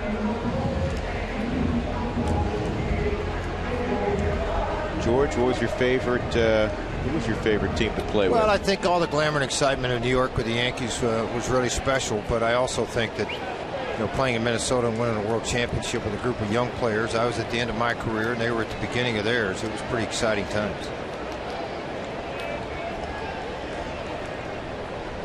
Hamilton 1 for 2, a bunt single in the first inning, and he, because of his speed, forced a throw by Morneau that was up the line a little bit, throwing at DJ LeMahieu. It got past DJ, and Hamilton ended up at third. He scored in that first inning. Boy, the way Homer Bailey's pitching, infield in, keep that runner stranded at third. Part of it too is where you are in the ball game, bottom of the 5th. So you got to do everything you can to prevent the damage from a guy that really last time up had a similar situation, but that run and slap didn't work. Nicasio pitched really well away from his strength and was able to get him out. A soft fly ball to Nolan.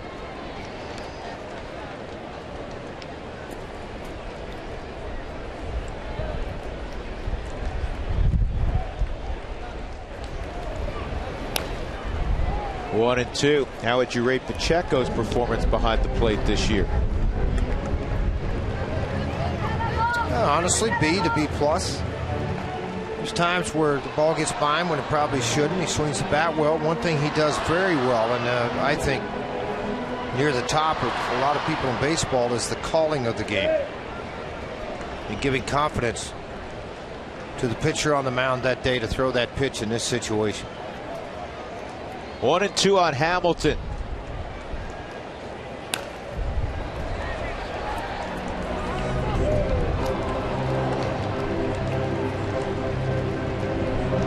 Billy Hamilton, one of the better prospects in baseball, primarily because of that one unusual tool. There are guys who can run, but his speed is startling.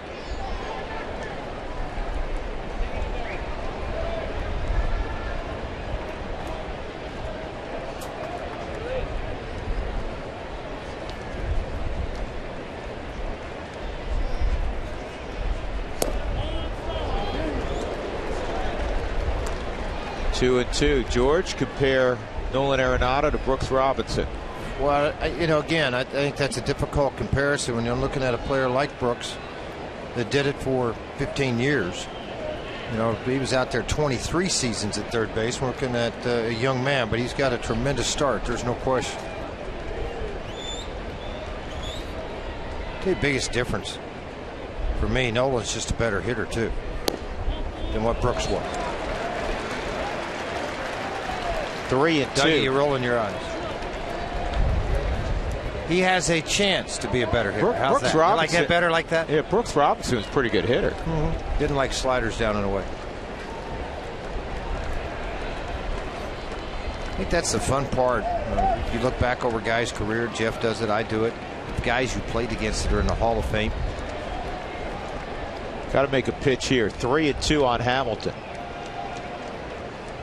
Can't lose him.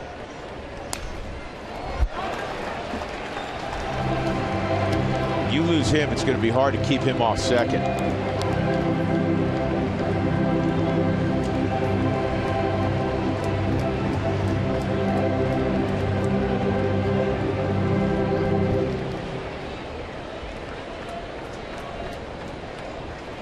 You hope as a young player he gets anxious and maybe chase the ball out of the zone trying to get the RBI. Yeah, but you know what? He hasn't done that. There have been a couple borderline pitches. He stares him down all the way to the outside corner. He's got good discipline. 3-2.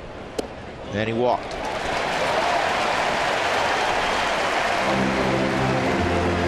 Now you have first and third with one out. Skip Schumacher at the plate. He had an RBI single in the third. And here's the thing. You're not going to be able to turn two more than likely with Hamilton unless the ball's hit very hard. So you got to keep the middle back because Hamilton's going to second. You got Schumacher going to first. He could get in on you in a hurry. Left-handed bat at the plate. You want to see what they do defensively with this runner at third. You want to try to get to and get out of it. The middle of the infield shortened up pretty good. They just looked back at each other and talked, and you can see they're still pretty short. Shorter than normal on double play depth. Well, how do you play it behind the plate with McHenry? You got a guy who's an athlete at third base. Yeah, I don't think you throw through here. I think you eat the baseball with Hamilton going. You don't want a chance of throwing it away. They're not even going to cover. Nope. First pitch, 12th stolen base for Hamilton. Smart move there. I really think defensively you make the right move. Now you pull your infield back in again. Would you have picked once, George? I don't think, as good as he is, Drew, I don't think it would have mattered. You're still not going to throw. You don't want to run a risk of throwing the ball into the outfield. You're going to hold your defense as long as you can to knock it down because you don't want first and third. If you start moving your defense around to catch the ball at second, they hit one in the hole, you got first and third, maybe another run in with Hamilton's speed.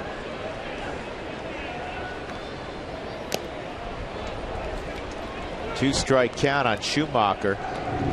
Most important thing Nicasio did there was throw a strike on the first pitch because he knew Schumacher's not going to swing. Do all DL players go down to AAA clubs to rehab?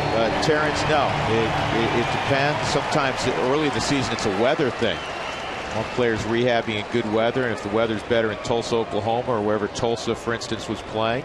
Well, Josh Rutledge is in Arizona right now in warm weather. 0-2. Got him. Big strikeout. That's the second out. Nicasio fans Schumacher. And that'll bring up Brandon Phillips.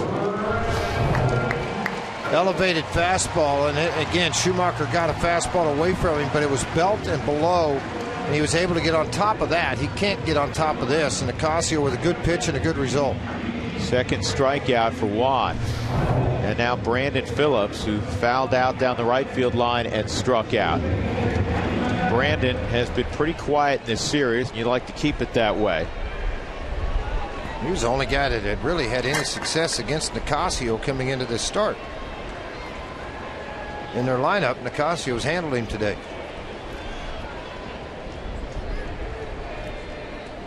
Ground ball to third. High throw, safe at first. And that cost the Rockies a run. Nolan Arenado worked under the throw a little bit. And that was huge. You're out of the inning without any damage.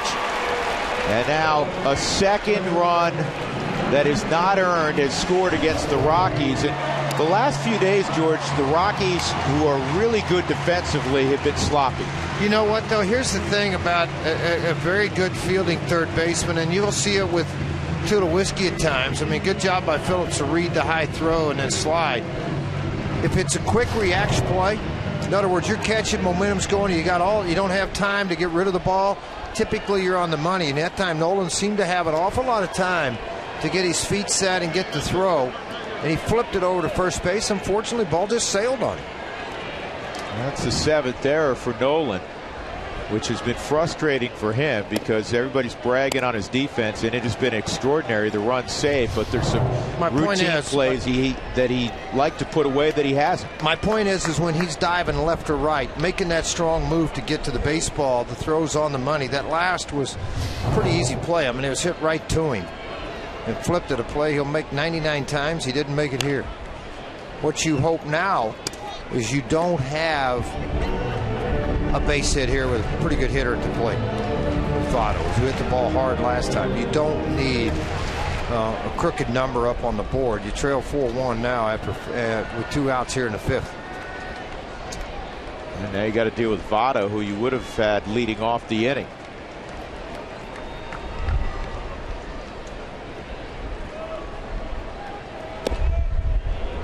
That got a portion of the bat, so it's a strike, 1-2. Can a player be in the home run derby if he isn't an all-star? Yeah, last year Cespedes for Oakland won it last year. He wasn't an all-star. He's the 4th player that's been included, evidently, who was not an all-star. Yoenis Cespedes last year.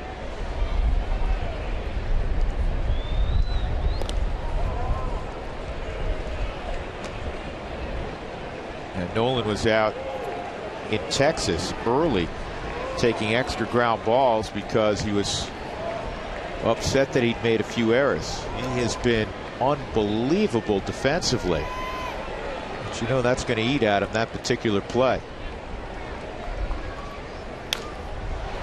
In the air to left field, long run for Cargo, really long run, and he slides and makes the catch.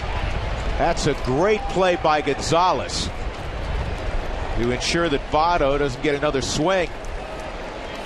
So Nicasio did a great job, but an unearned run, and it's 4-1 Cincinnati.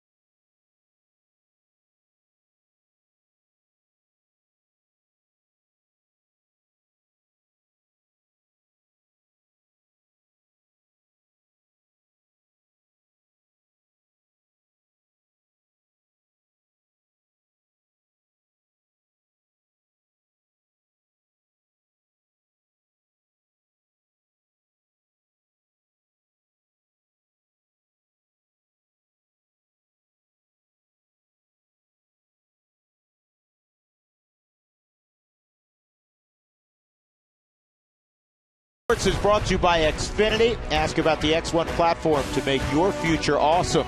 By Wells Fargo. Wells Fargo customers get your 2-for-1 Rockies club level tickets today by going to wellsfargo.com/Rockies. Wells Fargo Bank, member FDIC. And by StubHub. Fans want to be here in person next time the Rockies take the field. Just head to StubHub and choose your seats today. Well, the Rockies have some work to do against Homer Bailey, who's brought his A game to Great American Ballpark in Cincinnati today. He has limited the Rockies to a run on 3 hits. The run came on a home run by Charlie Blackmon back in the 4th. Dickerson, Tulowitzki, Gonzalez here in the 6th. First pitch, strike 1, and that's been a consistent theme all day for Homer Bailey. Homer, his nickname, his given name is David. Get the nickname Homer, you figure you hit the ball over the wall. Don't prevent guys from doing that, right? One of those names that you got to know that mom and dad were saying this is, it can't be a family name. It could be. Big baseball fans, let's call him Homer.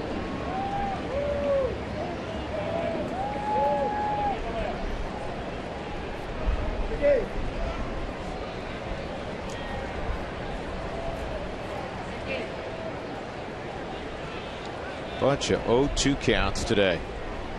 Going away should be hard sinker, and Dickerson able to lay off of it.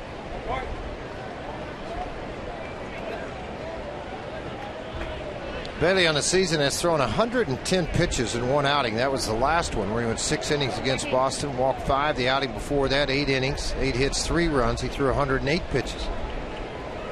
This ball's well hit right center field, but it's going to hold up in the breeze and be caught there by Billy Hamilton.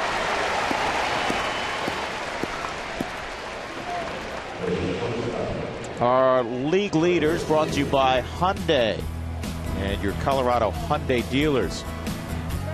Well, with at least 50 at-bats coming into today, Tulo's got the highest batting average, Dickerson next, then Blackman. Brandon Barnes would be 4th. Chase Utley squeezes in, and then Justin Morneau. 5 out of 6 are Rockies. Here's Tulo with 1 out.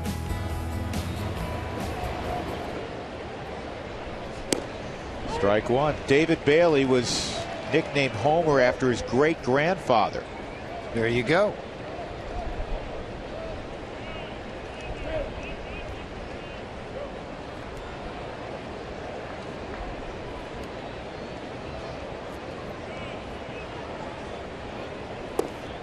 Ball and a strike. Troy. Fly ball center field and a strikeout.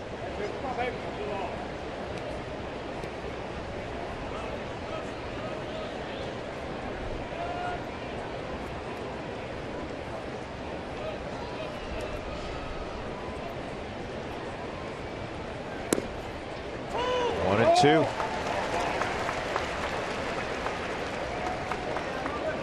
Bottom half of the zone on the forward strike zone, a breaking ball called a strike by Doug Eddings.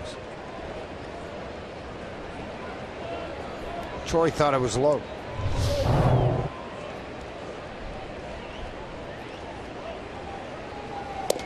Strike 3. That's the 6th strikeout for Bailey, who typically has gotten stronger this year as the game has progressed. When teams have gotten after him, and he had an ERA above 5 coming in, it's been in the first 45 pitches. After that, he's been more difficult to hit, which is not usually the trend. Guys that work deeper into games, you'll hear the opposition say, get him early, don't let him settle in. Now, he's starting to settle in, obviously, making pitches to get outs and get quick outs. That was a quick inning. Rockies went quickly and very quietly. Middle of 6, 4-1. Ladies and gentlemen, this inning break brought to you by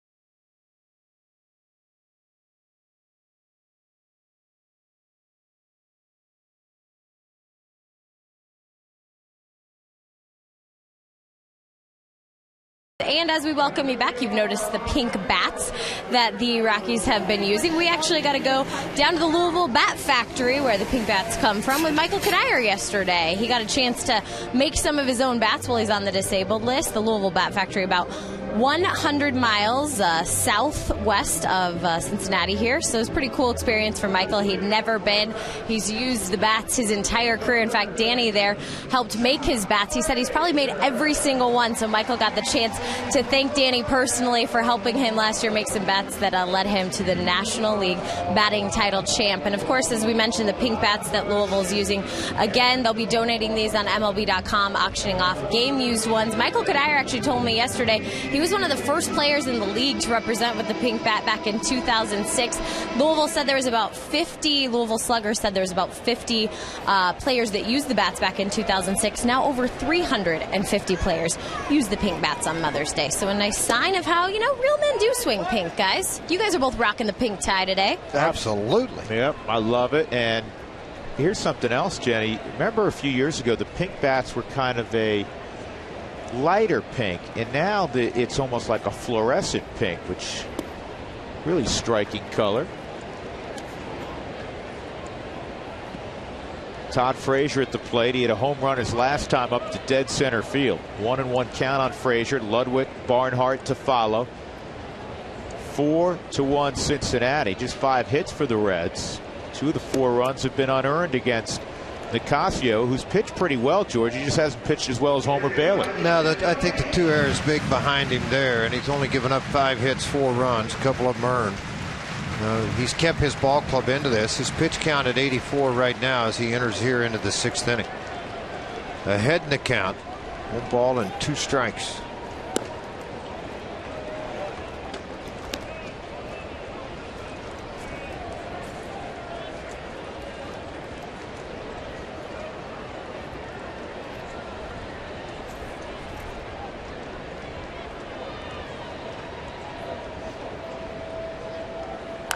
Two fouled off.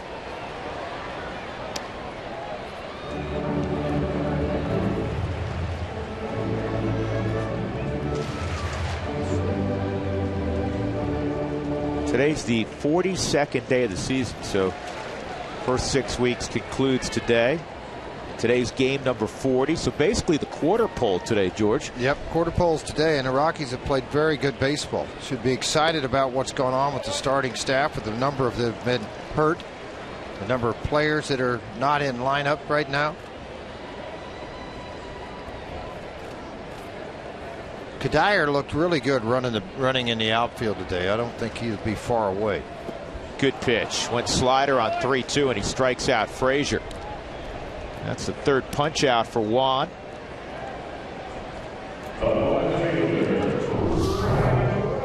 Anytime you can get the bottom of this pitch to fall out, you get him out on that front foot. See how far out Frazier was because of the differential in velocity. Put it where you want it and have a good result. Good feeling for a pitcher.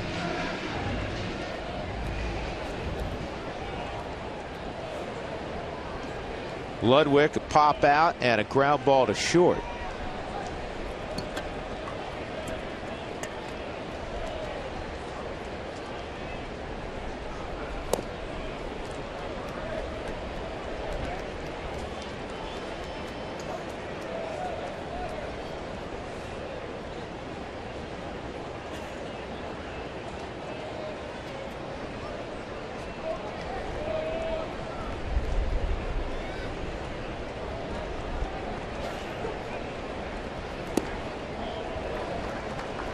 Tweet us your Rockies fan photos. Use the hashtag COFanPhoto for an opportunity to have it shown during an upcoming game broadcast. It's brought to you by AT&T. Ball and a strike. Ryan Ludwig. 2-1. For Cincinnati in late May, middle to late May, it's been beautiful here temperature-wise. Great place to come into with this rain's kept the temperature down. Well, I think the schedule has really been good to the Rockies from this regard. 40 out of 42 is a tough way to start, but this ball hard on the ground at third, and a long throw, a perfect one by Arenado.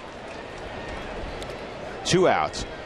The Rockies went to Miami the first week of April before it gets ridiculously hot. They were in Texas the first week of May before it gets ridiculously hot. Cincinnati can heat up, and the Rockies are here obviously relatively early in May. Atlanta's a couple weeks away before it gets stupid hot. Philadelphia right behind Atlanta. Yeah. So all of the heat belt, the Rockies at least won't be playing there in July and August for the most part. Fly ball to Cargo in left. And another strong inning from Nicasio. See if the Rockies can figure out Homer Bailey. They trail 4-1 as we go to the 7th in Cincinnati.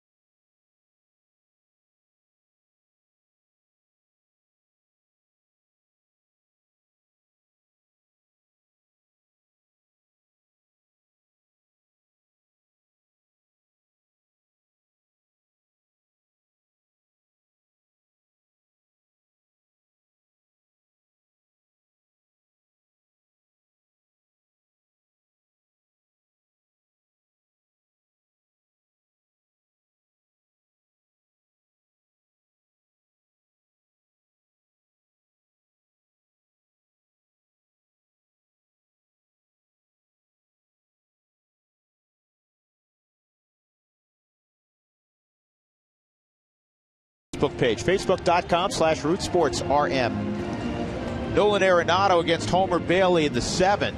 The Rockies trailing 4-1. That's the same boat we saw earlier, Destiny, making its rounds. No, that's a double-decker. The other one was single. Not the same boat. Homer Bailey in the ballgame has 7 0-2 counts. 7 of 22 0-2 counts, 15 of 22 first pitch strikes. That lends to a lot of success. Even the Rockies with 2 strikes leading the league hitting wise. Today's been a little different story with Mr. Bailey on the hill. 6 innings pitched so far for him. 3 hits, a run, 2 walks, and 6 strikeouts. Nicasio with 93 pitches. Nolan has grounded the ball twice to the left side. And this is in the air to Ludwig in left. 1 out. Rockies' run differential coming in was plus 58. And the reason I bring that up, there are a number of decision makers in baseball that believe that's one of the real key statistics to figuring how good a club is. Pythagorean run differential or Pythagorean win total is based on run differential, and that's again a math equation that this is how many wins you basically should have by your run differential. The Rockies came in 23-16, and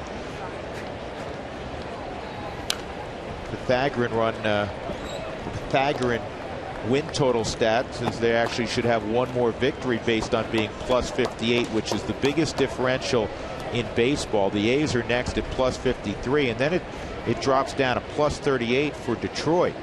The next best National League team, George, the Giants at plus 23. And this is an easy play for Frazier.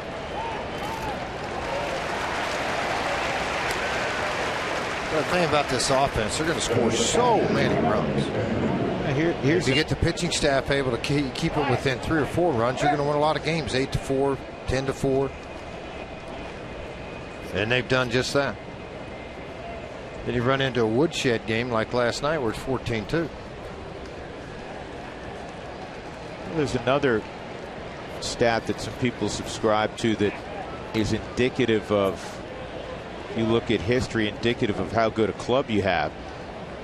George, you know you played a long time in 162 games, even for the best teams. You're going to have days where you get taken to the woodshed and you get beat up pretty good. But how many times are you doing it to the opponent? Well, in games decided by 5 or more runs this year, there's been 15 the Rockies have been involved in. 12 times they're the ones doing the kicking of the opponent. 12 times they've won games by 5 or more runs. Only 3 times have they been defeated by 5 runs or more this year. Well, and that tells you one thing, that your starting staff's good, your hitting is outstanding, #1 in the National League. Your home runs are good. Hitting with men in scoring position and 2 outs are very good. And that your bullpen, all in all, is pretty good.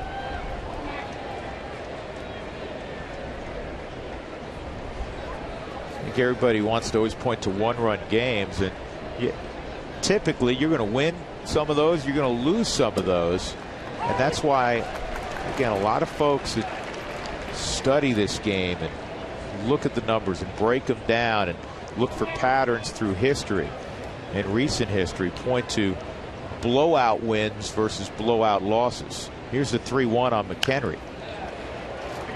Michael double to left his last time up. The Rockies have 3 hits, a home run by Blackman, a single by Dickerson, and the double by McHenry. Bailey's walked 2. Cargo in the 4th, Morneau in the 5th. 3-2. And that's bounced to short. Stretch time on Mother's Day here in Cincinnati, and the Reds are up 4-1.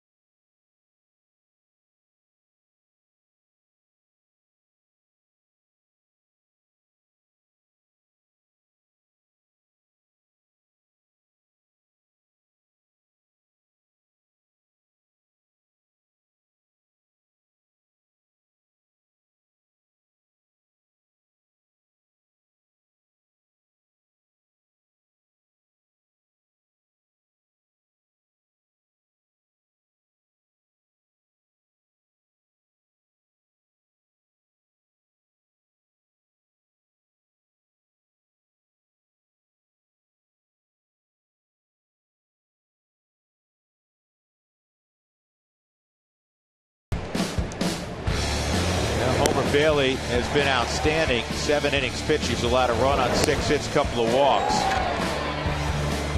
Pitched out of a 2nd and 3rd nobody out situation back in the 5th inning.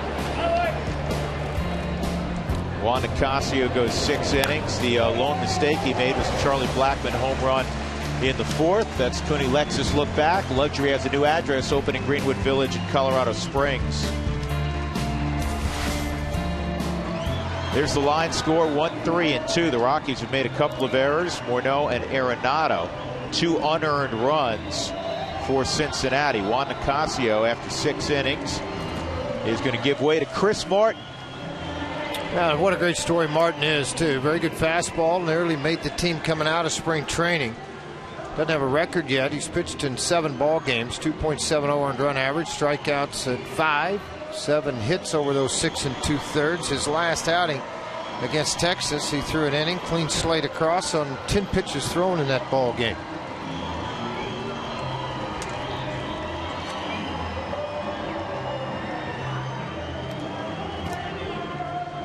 So Juan threw 93 pitches. And actually, Juan pitched well. Homer Bailey obviously has pitched better. But Juan's pitched a pretty good ball game here in Cincinnati, getting 2 unearned runs.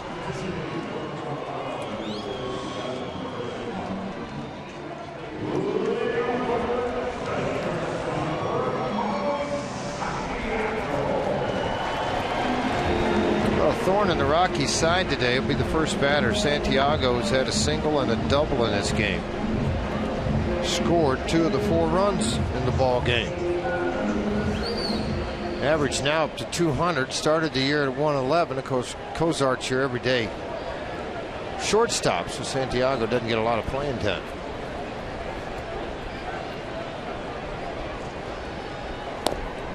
Homer Bailey's last pitch to end the 7th inning was his 100th. Brian Price is a little more liberal than most in allowing pitchers to go 110 to 115 or so. He's done that with Johnny Cueto virtually every start. See if he goes another inning with Bailey. Right now he's in the on-deck circle. And the Reds did get Aroldis Chapman back yesterday. We talked about how much it will help align their bullpen now. They can put Broxton back up in the setup role where they planned to at the start of the season, and then have Chapman do the closing. You will see Chapman today.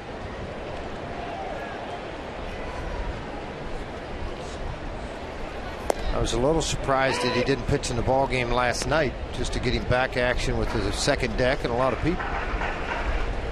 Would have been a perfect opportunity.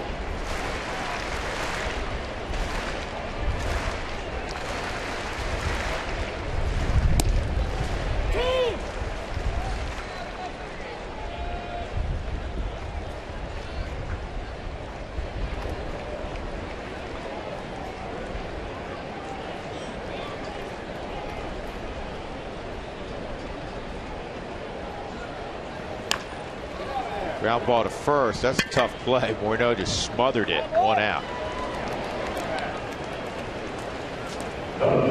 MLB.TV Premium, the #1 live streaming sports service, is celebrating 12 years. Join the millions of subscribers and watch every out-of-market game live in true HD or over 4,000 devices. MLB.TV.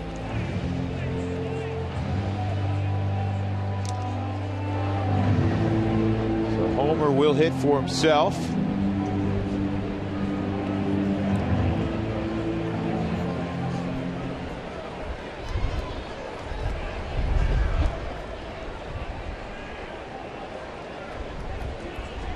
Two sack bunts today helped the Reds' cause.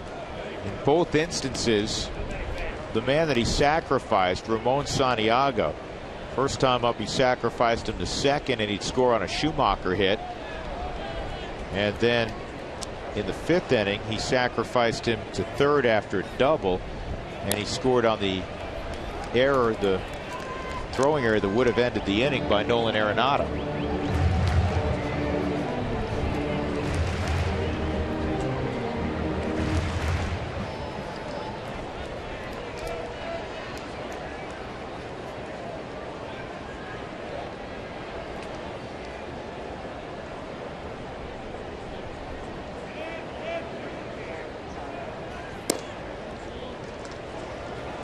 One and two. Chris Martin working a Homer Bailey.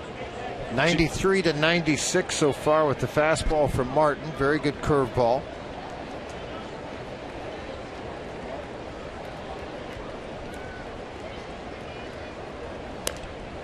Another good curveball off the end of the bat and kept the bat alive. Rockies in Kansas City. It'll be Franklin Morales against James Shields. Shields 4-3 with a 2.70. And then in the Wednesday afternoon game, Jolie Chacin against lefty Jason Vargas, who's 3-1 with a 3.04. 2 outs. Morales very good the other day. I thought in Texas, very competitive outing for him. A couple of sloppy plays made defensively cost him a couple of runs. We'll get a chance to reload against Mr. Shields in Kansas City.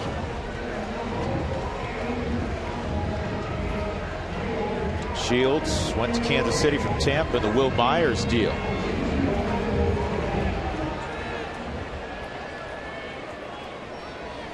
Billy Hamilton, a bunt single, fouled out to third, and he walked. There was a number of pitchers that just did not pan out in first-round draft picks for Kansas City due to injuries. Duffy had an injury. Montgomery had an injury. So they felt like if we're going to compete with the payroll structures that we have, we're going to have to make a trade, and we're going to have to give up a top prospect. And they did that with Will Myers. Luke Hochevar, who's from Fowler, Colorado. Been injured.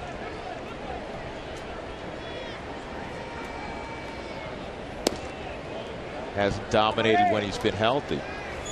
Particularly out of the bullpen last year, touched 98, 99 miles an hour, but the Tommy John surgery abruptly in spring training, like a lot of pitchers this year, taking a year off.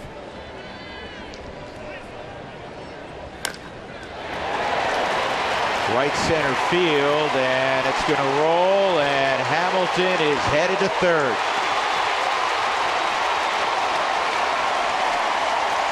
He is so fast, he was rounding third.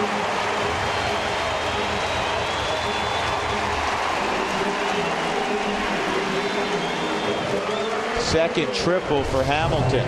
Had a couple of instances to where he had opportunities driving runs, didn't do it. With 2 outs, he hits a line drive that Charlie Blackmon went over, tried to cut off, got by him, and then Hamilton off the races. This more of a conventional triple than the one he had early in the game when he scored, when he bunted the ball up the first baseline, and it had a throwing error, and then they come up with this triple, legit triple, in right center field. Schumacher struck out with a runner on third and 1 out in his previous at bat on an elevated fastball.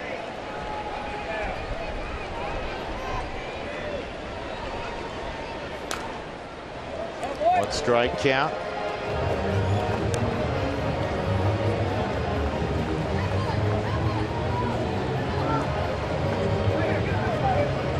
Cincinnati began the day 6 back in the Central.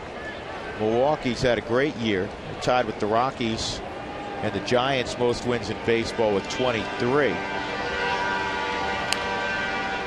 2 strikes. And the Cardinals were 5 back at 18 and 19.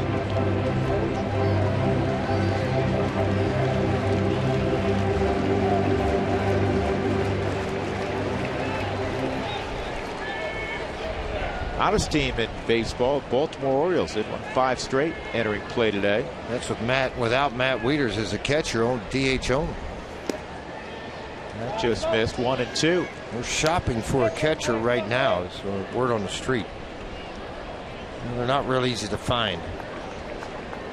It's like people saying we're shopping for an ace. Really good luck. Got him. Good pitch by Martin. Schumacher beats up his bat. Hamilton left at third. We'll go to the 8th inning. Rockies down 4-1.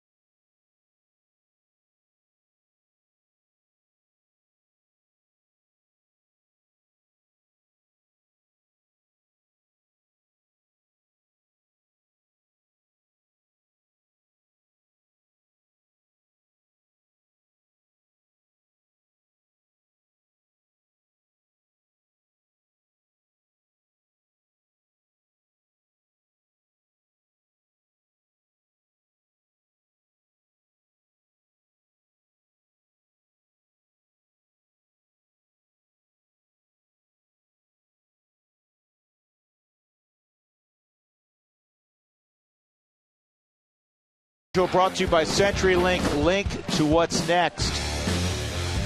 Royals for 2 after a day off, then another day off on Thursday, and the Rockies begin a homestand. They'll play 6 at home. San Diego and San Francisco. DJ LeMahieu leading off against Homer Bailey here in the 8th inning. DJ, a ground ball to short and a strikeout. Brandon Barnes has come out in the on-deck circle.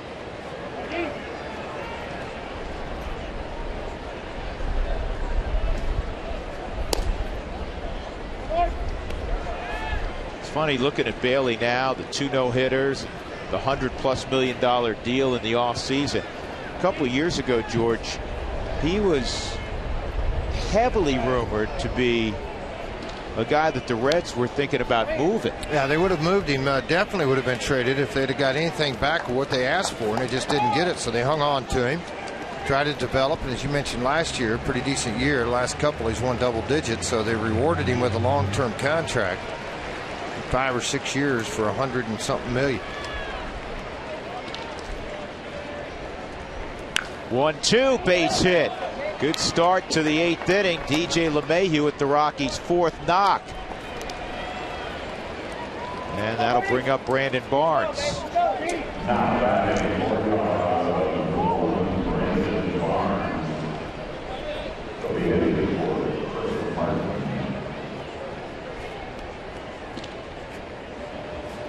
He's had outstanding numbers pinch hitting. The Rockies as a team have outstanding numbers pinch hitting.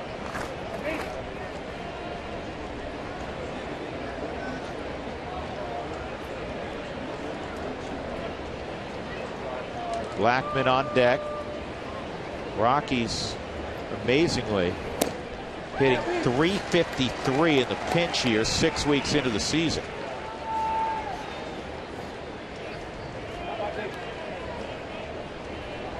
You hit like .270 in the pinch. That's a good number. Real big number. And then you also look at beyond the 7th inning, 8th inning, in that area with men on base. What do you hit? How many RBIs does your pinch hitters have?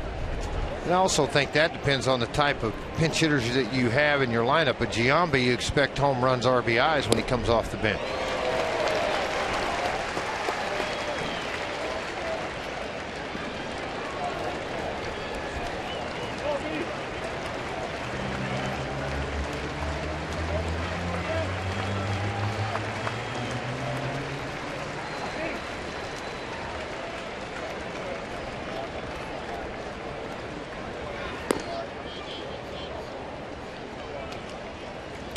Parr and Broxton, the two left-right combination that the Reds like to use late in ball games. Parr's the left-hander, throwing down in the bullpen on the left side of your screen. Ottavino is throwing for the Rockies in their bullpen.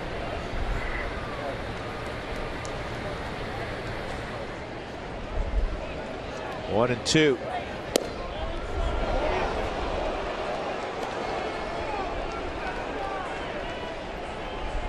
We always point out velocity late in the game, and really pitchers will maintain velocity. Most do.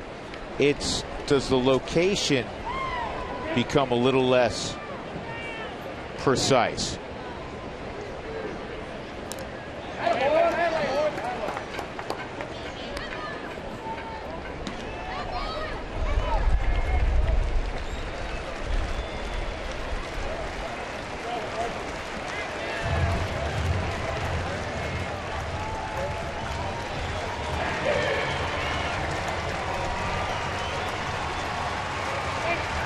For whatever reason, feeling a lot of wind here in the booth area, so it tells you there's wind high above the field and mostly going to left field right now.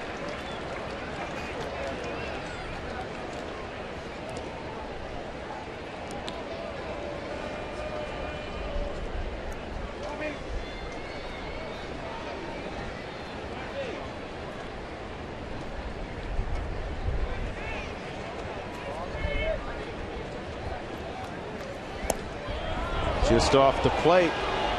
3-2. Tell you what, that was a really good pitch from Homer Bailey, but it's also a great job by Brandon Barnes not to take a hack at that. I tell you, you talk about recognition and being able to lay off of that. That was difficult.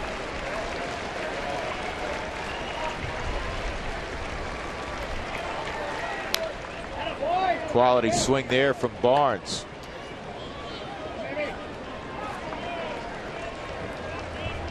Windshield issues, go online to safelight.com or give them a call at 303-287-5000.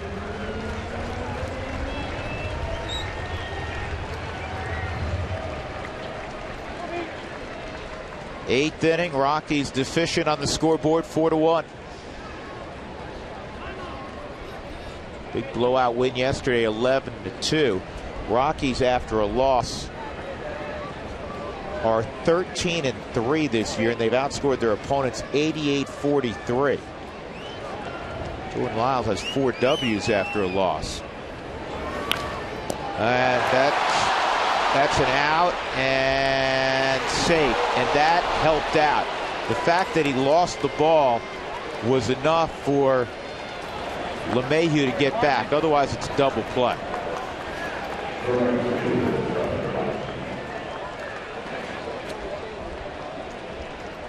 Obviously, the reaction part of this when it's hit snapped right there. And it does get caught, dropped it, lost it.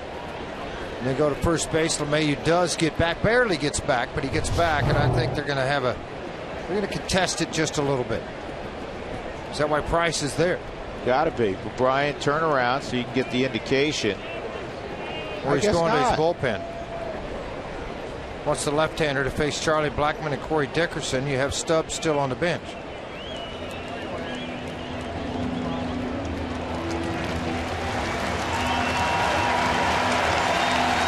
Standing ovation, and deservedly so for Homer Bailey. Walks off after 7 1/3. He was outstanding today, his best performance of the year.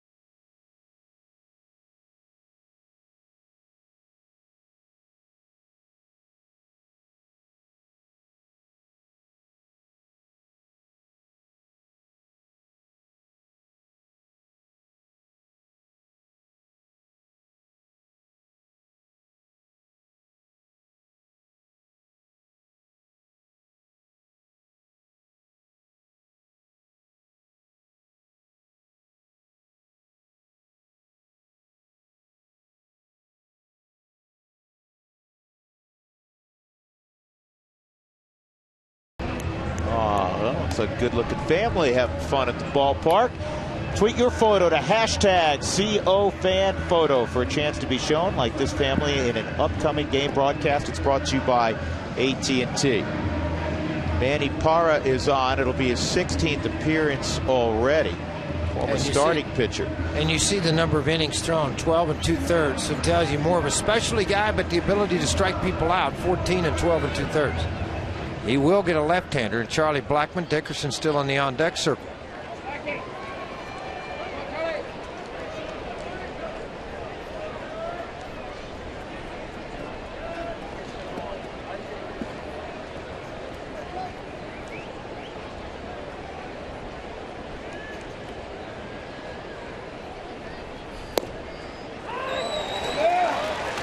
First pitch, a strike at 93 on Blackmon. Charlie has hit .343 against lefties. Dickerson on deck, just 1 for 3 against left-handed pitching. There's a big sweeping slider. Since going to the bullpen and getting out of the rotation with Milwaukee, he has developed just this pitch. I mean, it is a pitch that he throws right at the left-handers and then sweeps all the way to that outside corner. He's an extreme first base side of the rubber guy, George. Hide the ball longer.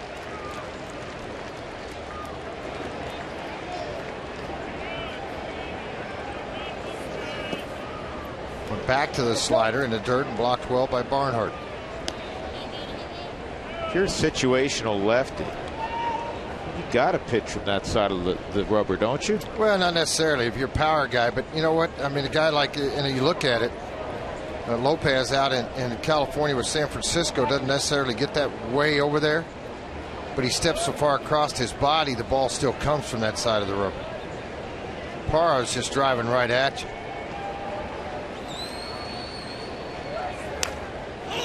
I mean, he really struggled. It's going to stay in. Yeah, it will. Barnhart makes the catch on a soft fly ball behind the plate from Charlie Blackmon.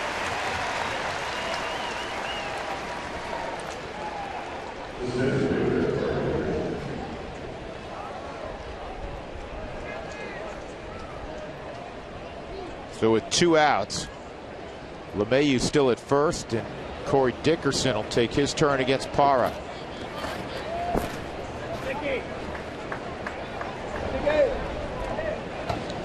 Dickerson can find his way on, and then Tulowitzki would represent the tying run.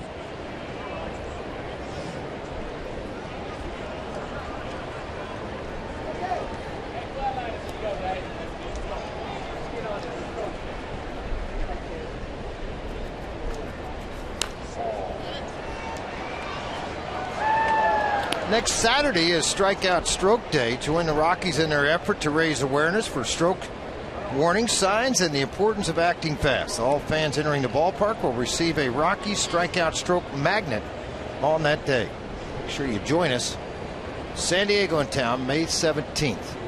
Tell you what, if you can get to Tulowitzki, listen to this. 5 for 6 against Parra. I don't know if he'd face him. I don't think he will. With 2 home runs. He'll face Broxton. Yeah. Broxton's loose. There's no way they'd allow that matchup. 5 for 6, 2 bombs. Now, Brian Price being a pitching coach before being the manager. Broxton's down throwing in the bullpen, even though he blew it the other day. He'll be the guy to face Tulowitzki.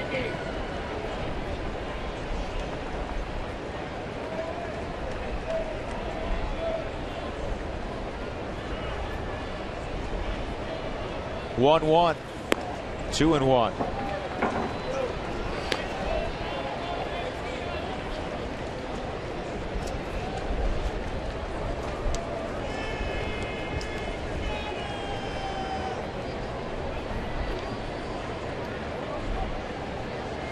Matchup with Tulowitzki, if it gets there with Broxton. 1 for 17 against Broxton.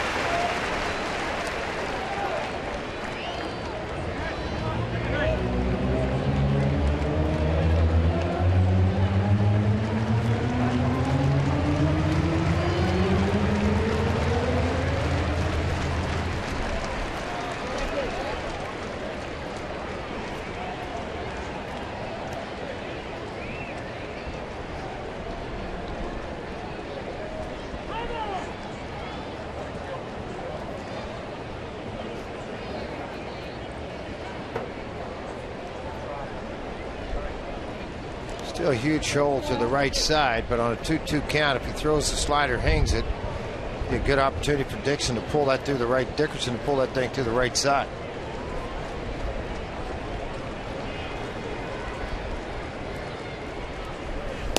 Strike 3. Painted him at 94, and the Rockies are done in the 8th inning, trailing 4-1 in Cincinnati.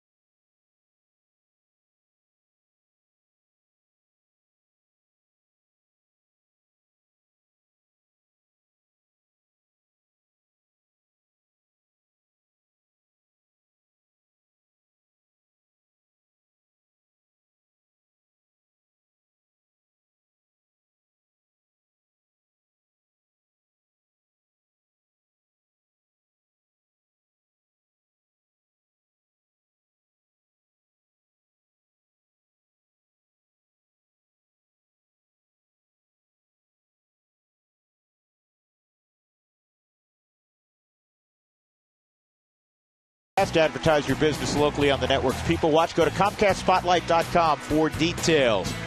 Reds lead 4-1.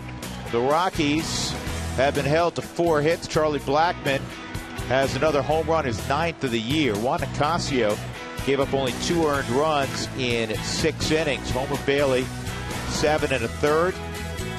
He allowed a run on 4 hits.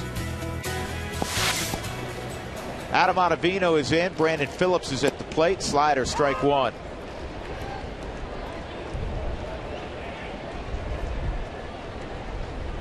Adam trying to keep it a 3-run game, give the Rockies a chance in the 9th.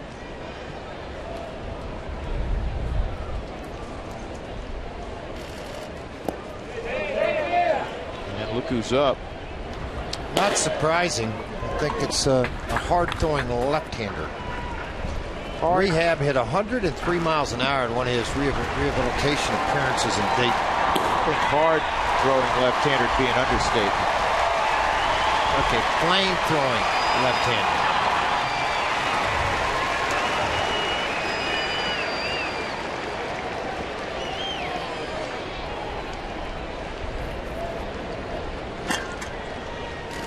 Whoa. Phillips, George, as you like to say, couldn't have hit that with a boat paddle. He's got that big sweeping slider that Ottavino, with this long arm action and where he throws it from across the body, that's kind of embarrassing as a hitter. The type of hitter that Phillips is, to miss that by as much. But it's a heck of a pitch by Ottavino.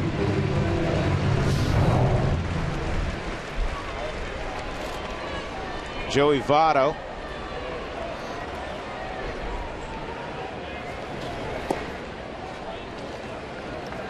Hit the ball twice where there's been outstanding defensive plays. LeMahieu took a base hit for him, defensive player of the game in the 4th inning. Going to his left. It's an easy play for Troy. And then Cargo in foul territory made a sliding catch. 2 gone. Todd Frazier coming up. Frazier's hit a home run in the game.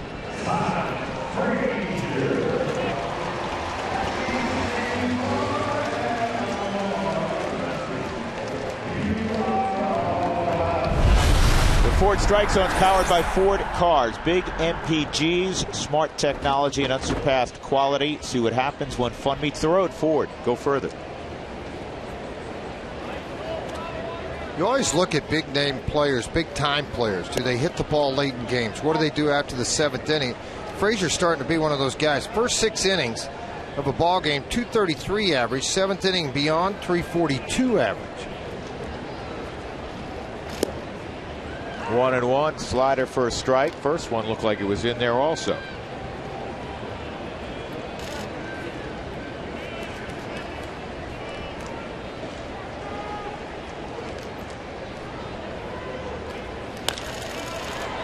In the air, the shallow right. LeMahieu is going to get called off by Blackmon. Good inning for Ottavino. We've said that almost every time he's taken the baseball this year. So we'll go to the top of the 9th inning. The Rockies down 4-1.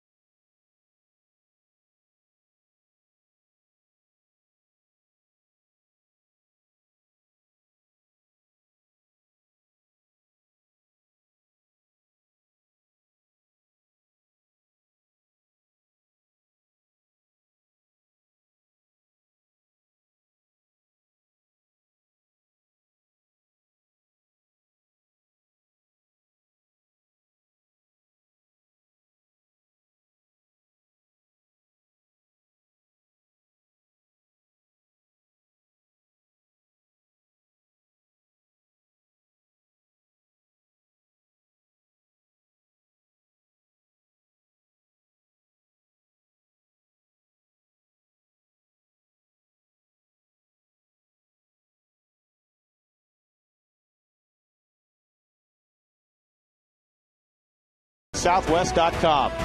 By AT&T, mobilizing your world. And by Jeep, visit Jeep.com or your local Jeep dealers today.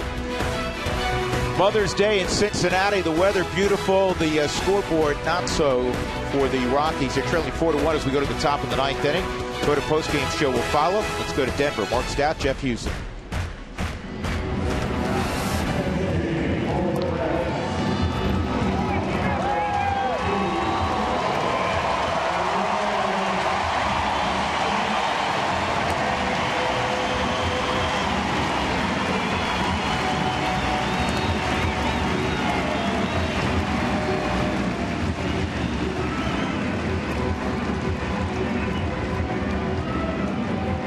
All right, Mark, it will be Aroldis Chapman in the 9th inning, and he jogged in from the bullpen to big cheers naturally from the fans. This will be his first appearance since that scary moment in spring training when he was hit by that line drive and broken bone in his face, and he had a plate placed in his head. And what a courageous young man. He's come back, and in his rehab starts, 2 games in Dayton and A-ball, a couple innings, didn't give up a hit. That's where he touched 103. In AAA Louisville in 2 games, he got hit around really well. He gave up 8 runs on 7 hits. There was no breaking him back in gently for Brian Price. You heard George talk about they opted not to use him yesterday when they were trailing by a ton of runs. Here he is in the 9th, trying to protect a 3-run lead. Tulowitzki steps in, and the first pitch is right at 100, and that'll draw big cheers from the crowd as they look up and see it on the dasher board.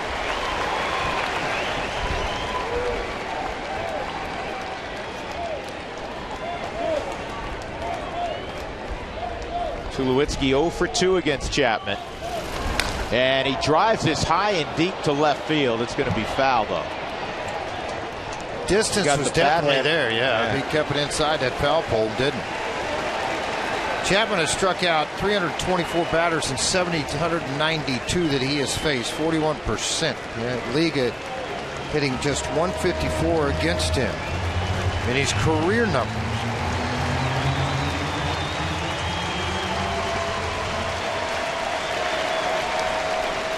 He throws his slider in the low 90s, which is just silly. That fastball also at 100, so 3 pitches, all 100 miles an hour.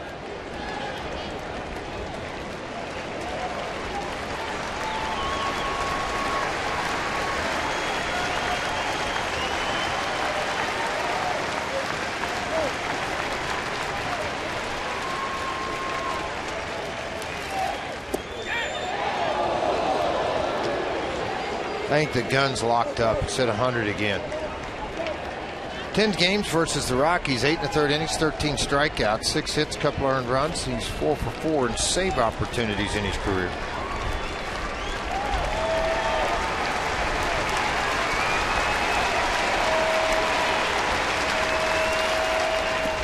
There's the slider. Yeah, it may have been a few pitches late, though, to induce Troy. I mean, it's so nasty, you're not going to take a swing at it. You're gearing yourself up for a 100-mile-an-hour fastball. And then you throw something with a little bit of a wrinkle in it, and it starts down, you're going to take it either way. And now you worked yourself into a 3-2 count, and Tulowitzki hopefully can capitalize. 3-2. Ball 4.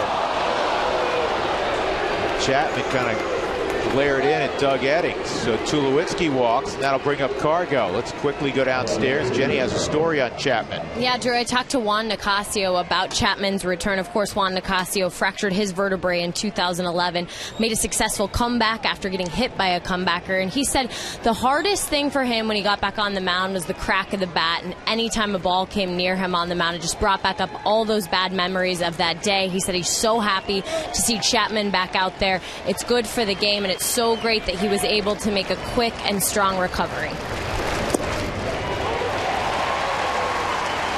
Losing velocity.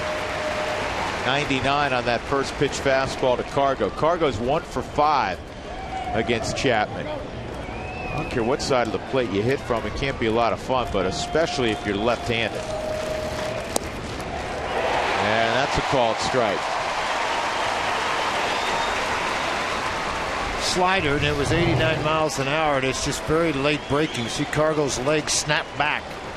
Took away all the balance to have any kind of swing at all.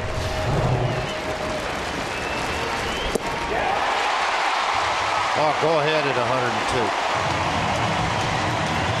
102 miles an hour. Wow. One out, Arenado. 0 for 3 this afternoon.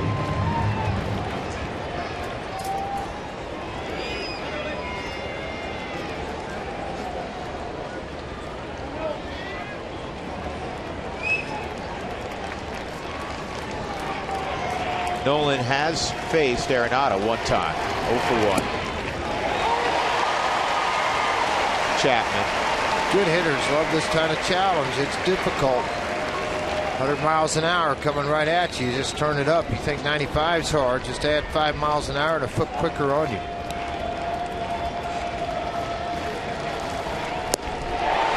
Yeah, that's at 101. Jeff Houston was describing it the other day. He said, you know, 95 is hard. He said, and if you think, well, 97's, you know, close to 95, he said that there's a difference. Oh, there's a difference. And the thing is, if it's straight, how short and quick does it seem to you? You know, his arm's so short and quick arm action at 100 probably seems like 105.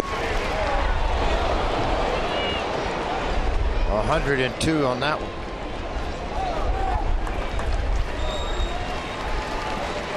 It's just silly how hard this guy throws. He's gone 102, 101. He struck out Cargo at 102. It's 2-2. Tulowitzki at first. 1 out, 4-1 Cincinnati. We're in the 9th.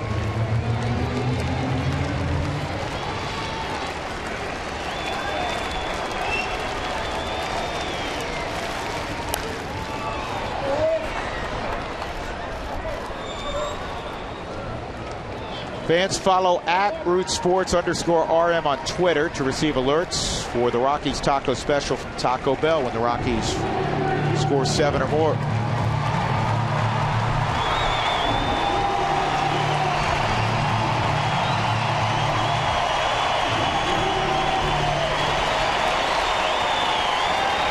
$33,000 plus. Good job by Nolan. Well, it still hurt. That was that hard biting slider down, coming down and in. It looked like it caught Nolan right off the end of the toe. He's got the ankle guard on, but the toe's exposed. It was that hard biting slider, and you see it coming up. Even maybe it got a little bit higher than the guard on Nolan's left shin.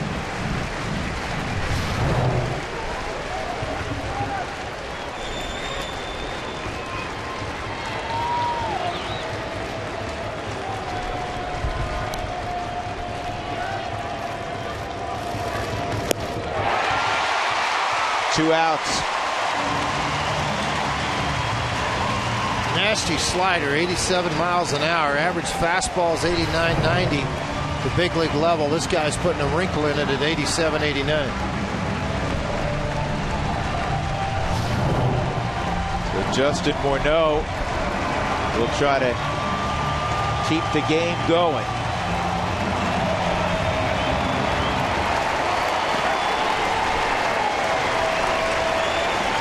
Now the sea of red are standing.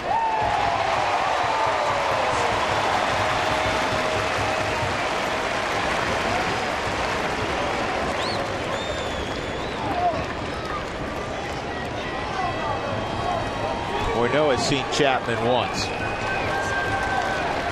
Tulo moved up to second on that last pitch.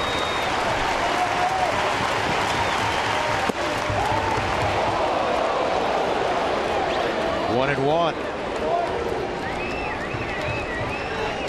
Looked pretty good. Was not called a strike, fortunately.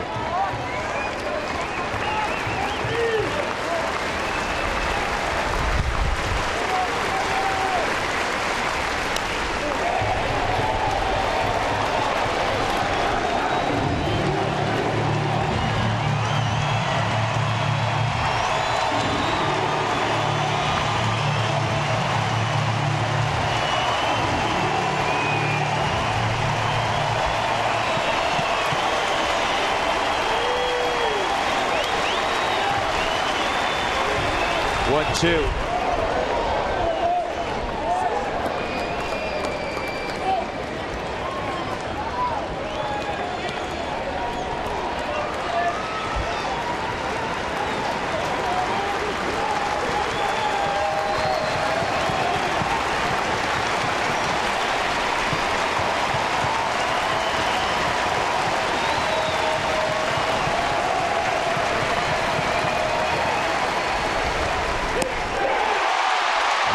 Strikes out the side. Ball game over. Cincinnati wins it 4-1. Homer Bailey improves to 3-2. Chapman gets his first save in his return. Juan Nicasio takes the loss. He's now 4-2. The Rockies drop to 23-17 at the quarter post. They'll have a much-needed day off tomorrow in Kansas City. The Reds improve to 17-19. And Cincinnati becomes the first team since the Giants in mid-April to take a series from the Colorado Rockies. The Rockies, over their last 8 series, were 6-0-2. Again, the final score, Cincinnati wins it this afternoon, 4-1. Everybody enjoy the rest of your Mother's Day. We will talk to you Tuesday from Kansas City, Missouri. For now, let's get it to Denver. Toyota postgame show will begin with Mark Stout and Jeff Houston. Gentlemen.